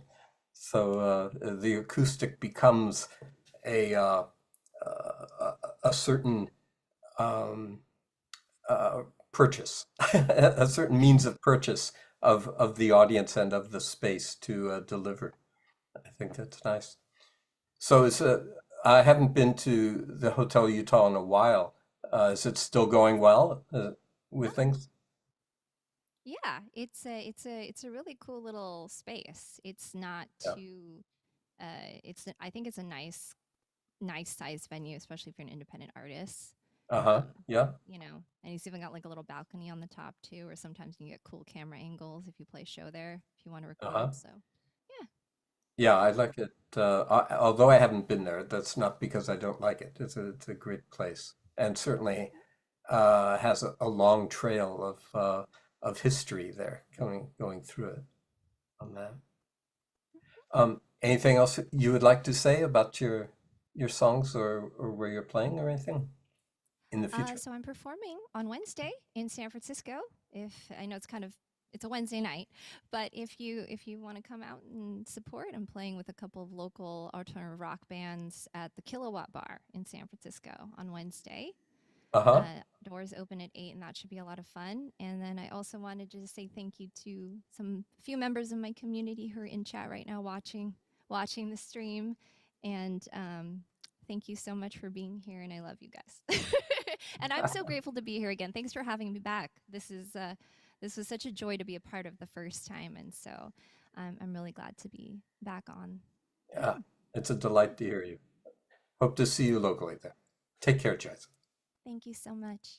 Thanks. Joyce, and we're very glad that you came back indeed. And make sure that you tell all your fans, even the ones who aren't on now, that they can see the archived show whenever they want, because we keep them all online. So thank you so much. Have a great show on Wednesday. And thanks for being here. And now we are going to Oregon to hear Rob Cork from Beaverton. And by the way, in case he looks familiar, not only has he played on our show, but he also has been an interviewer together with his wife, Penny. They're an interviewing team on our show. So host and performer.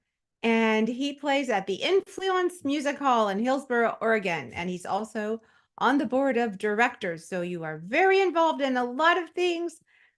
And here you are tonight. Play for us on the Open Mic America stage. Well, thanks, Daphne. It's nice to be back. It's nice to be on this side of things. You guys even let us engineer one night, so, clearly... Oh, yeah, we did. Clearly you're putting us to work when we can get there. Yeah, it's nice to be back. I'm just going to kind of be direct here and play a couple songs. First one's called Memorial Day, and it goes something like this.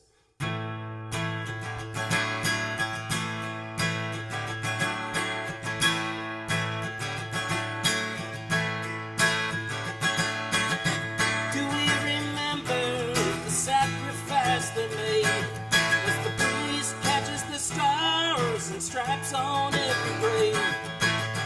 Have another beer and enjoy your barbecue as a car rolls by with a bumper sticker that says Jesus saves, but to you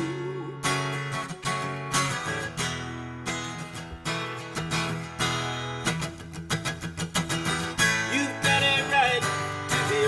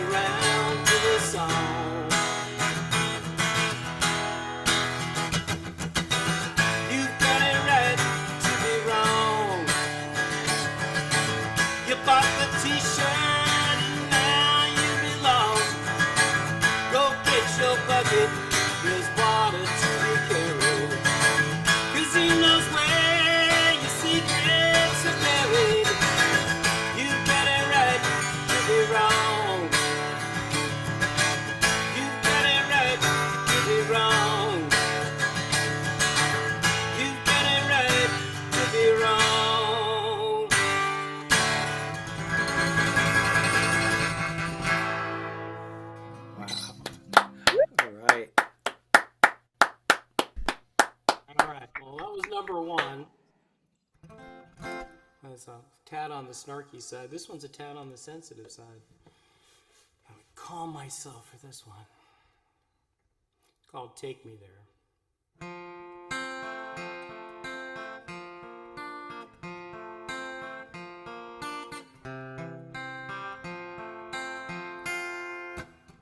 Is there a place where phones don't ring? The only music is what songbirds sing. The sky is blue and the forest still green. Take me there. Is there a place where the air is sweet? The earth is quiet beneath our feet. Meadows of wildflowers caught in bees. Take me there, take me there, to the place that I'm longing for, where just enough is so much more than we'll ever want or need. Take me there, to a place we've never been before, where we can rest and restore. Whatever are we waiting for? Take me there.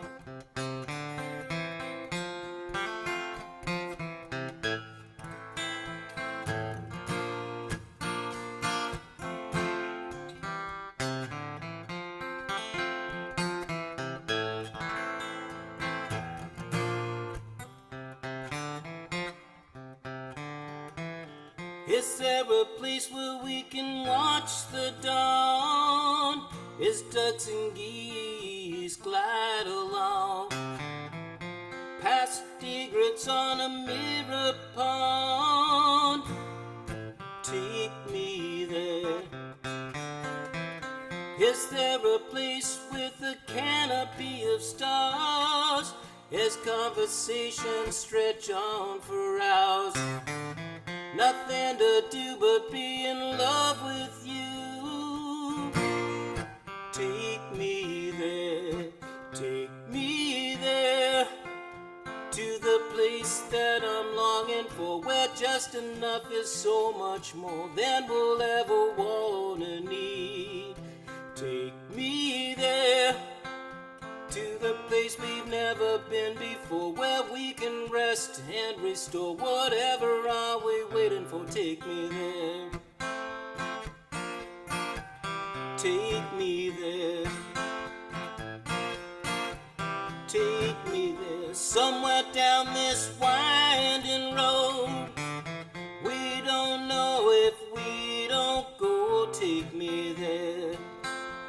Whatever are we waiting for? Take me there.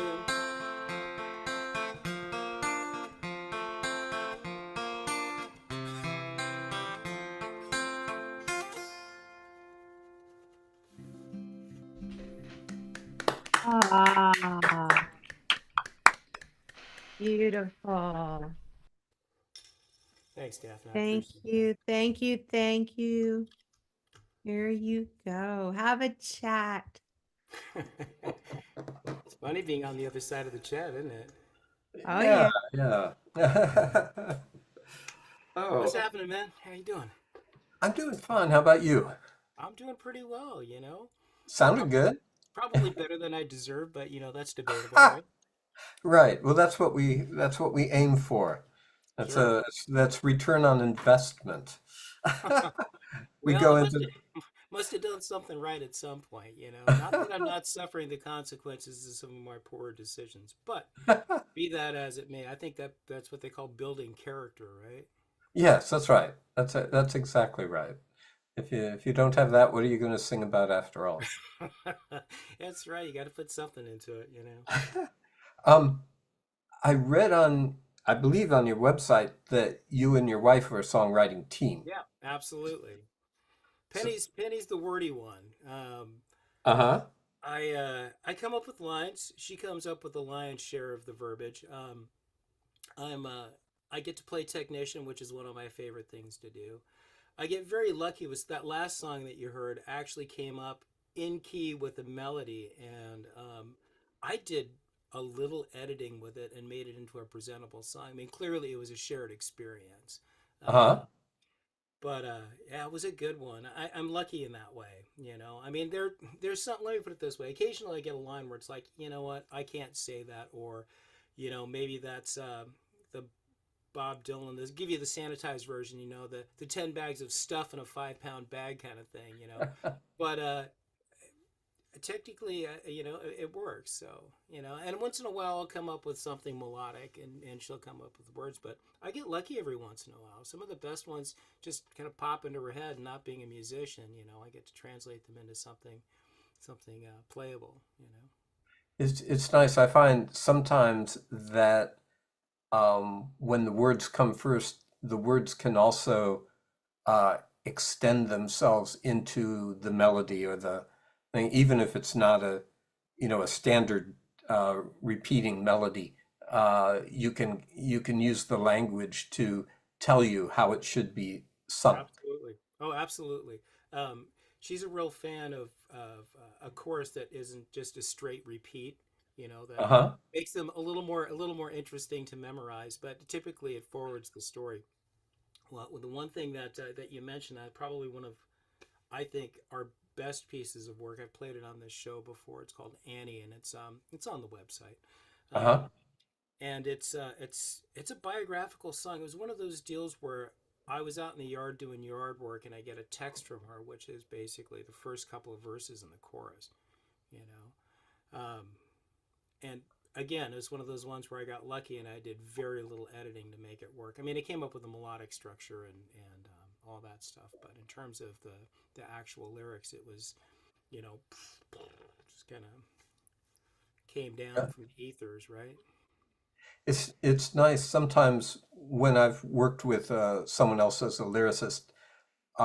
It leads to some of the most creative arrangements that I've done. I don't know whether it's because I feel free or unhampered by weight that comes with me with foreknowledge of a song or something like that.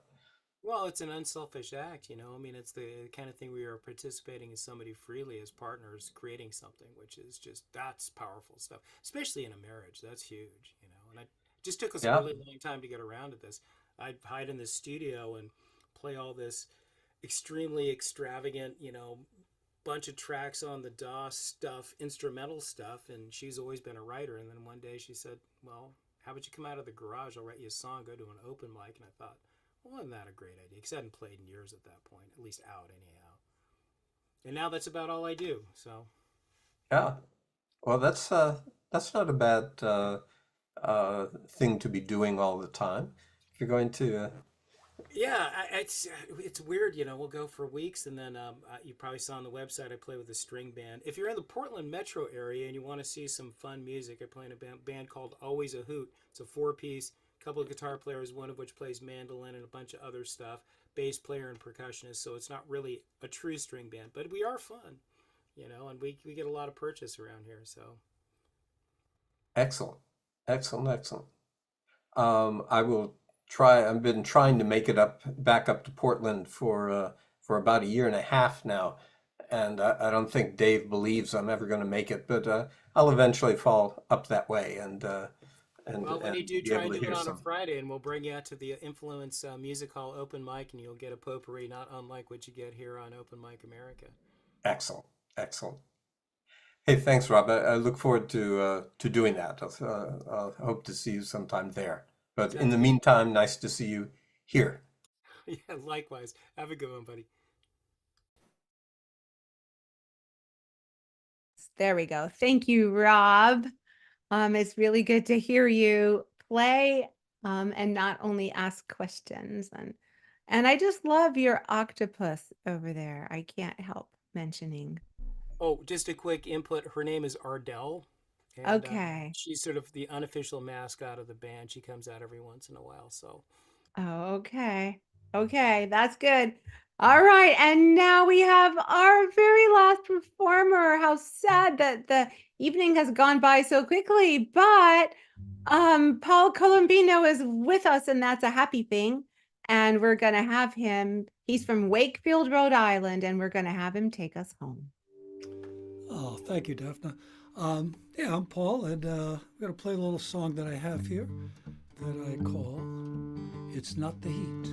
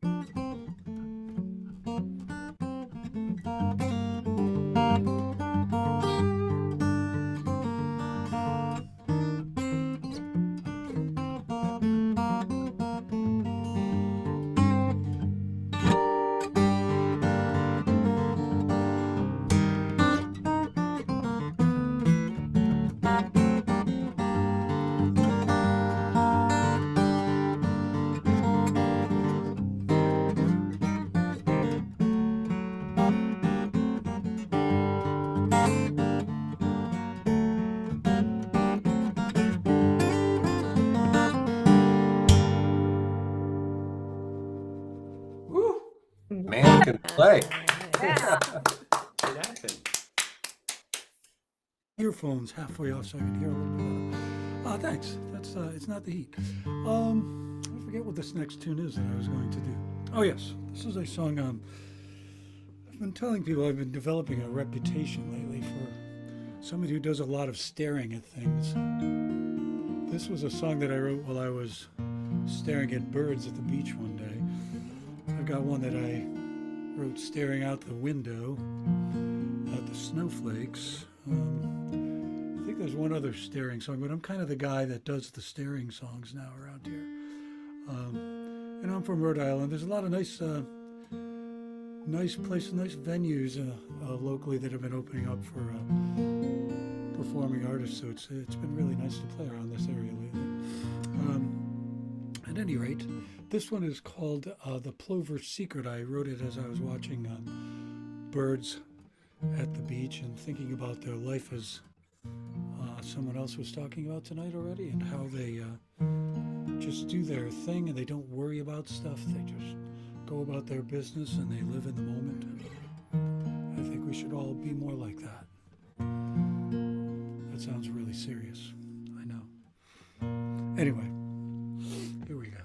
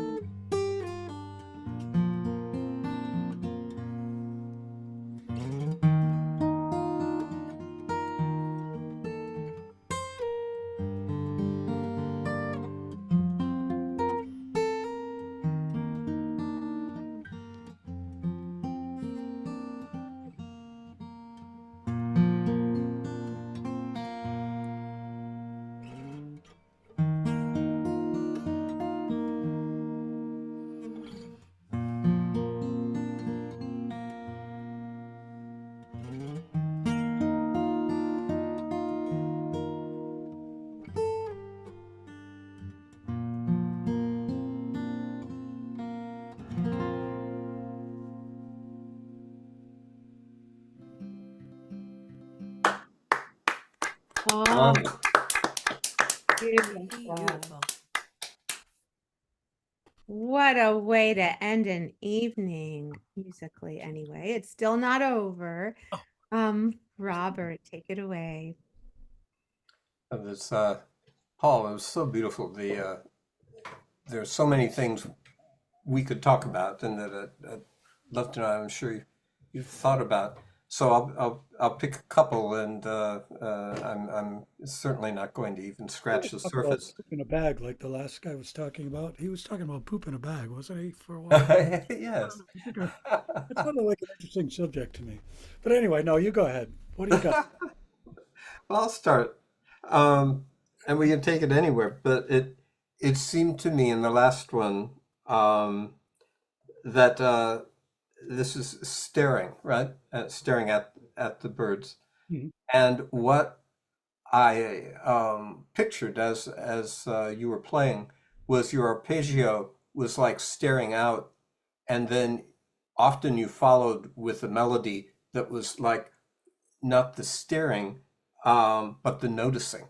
What comes back as you go out, you stare, and then something happens.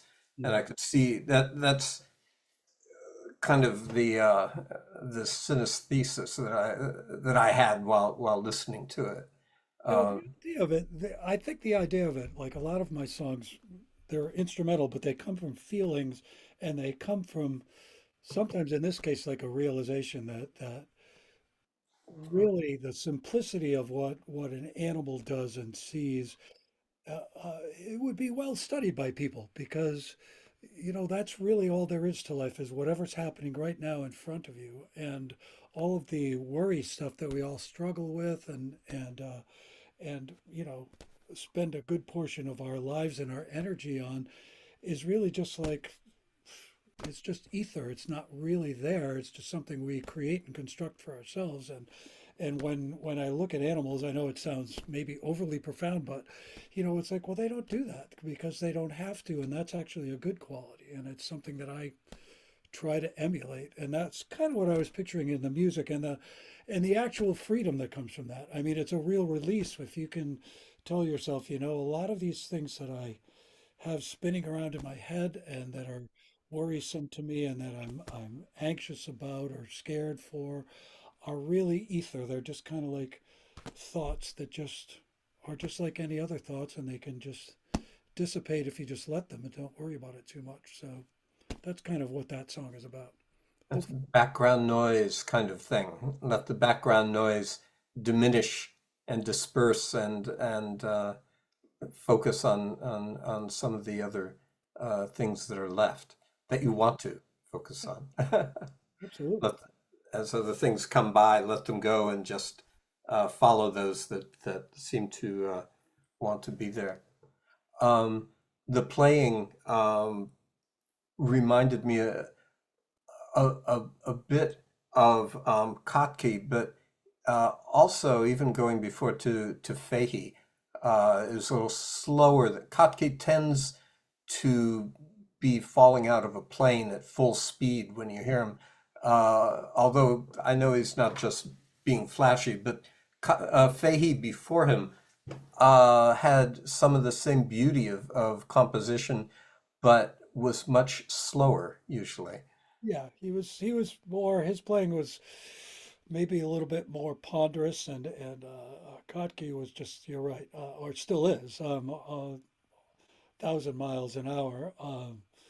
One of my favorite lines from him is that he likes to say that Kotke likes to say is that his favorite thing to do with a song is to take a simple melody and beat it to death.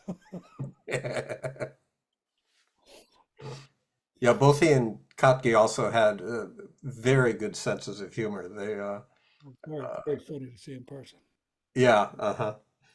Um, those were some of the thoughts that I had listening to it. The other thought was about composing for guitar Mm, as opposed to simply notes on a score.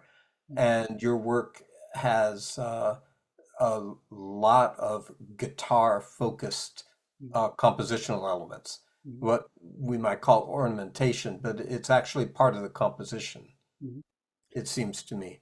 Yeah, well, when I write melodies and harmonies and chord structures, um, I like to have them all working together. So, like you're saying, I like to have the things that a lot of us use for decoration be actually part of the main melody. Um, also the chord structure, can define the melody, or the melody can define the chord structure, or they can both kind of work together. But the bottom line is they're all related in some way. And one of the things I get from listening to guitarists and other instrumentalists, pianists too, are very good at this, is when you have a song with a chord structure, a lot of the melodic notes are right inside the chord that you're backing it up with. They don't have to be, obviously, it's not a rule, but a lot of them are in there. And if you use arpeggiated chords, instead of just making an arpeggiated chord, you use some of that accompaniment to be the melody. So you have the accompaniment and the melody that are the same thing sometimes. At least in the style that I play, that happens a lot. And when it doesn't, that's when you have a little bit of an accompaniment, and your fingers are probably playing out the melody, and your thumb might be playing some of the counterpoint, and that works really well too. But it all is part of a whole. It's not really separate pieces. It's really part of the whole structure of the thing. So I try to approach it that way and make sure it's all of one piece. A lot of ingredients, but just one cake. Yes. Well, you do a wonderful job of synthesizing. I'll be back on your website to hear some more, and it sounded.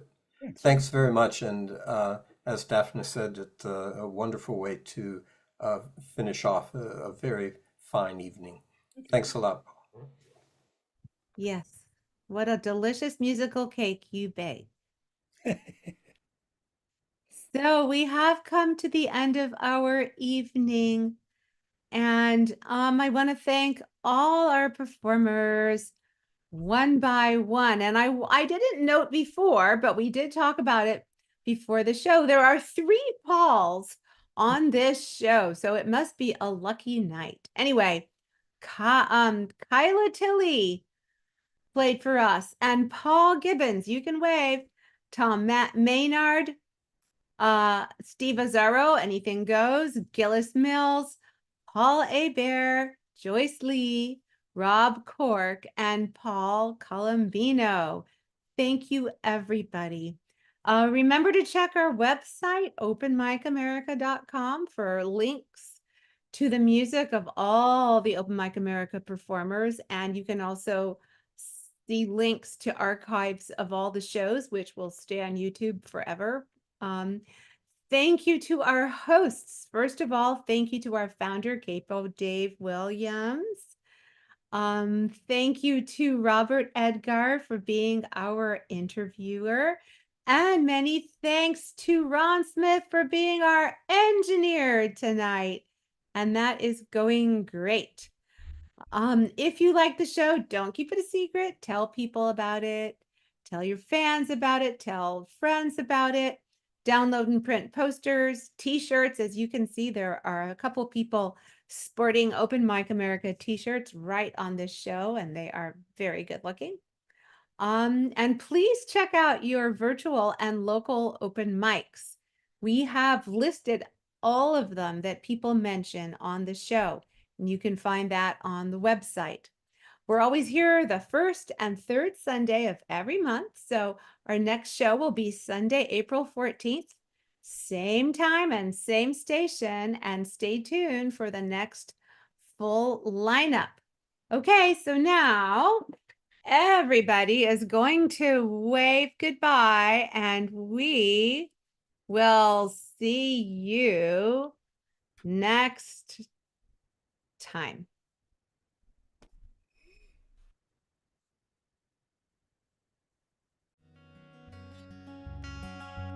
If you meet me at the corner of Russell and Albina, just about a block from Mississippi Avenue, I'll take you to a house where they hang carpets on the wall.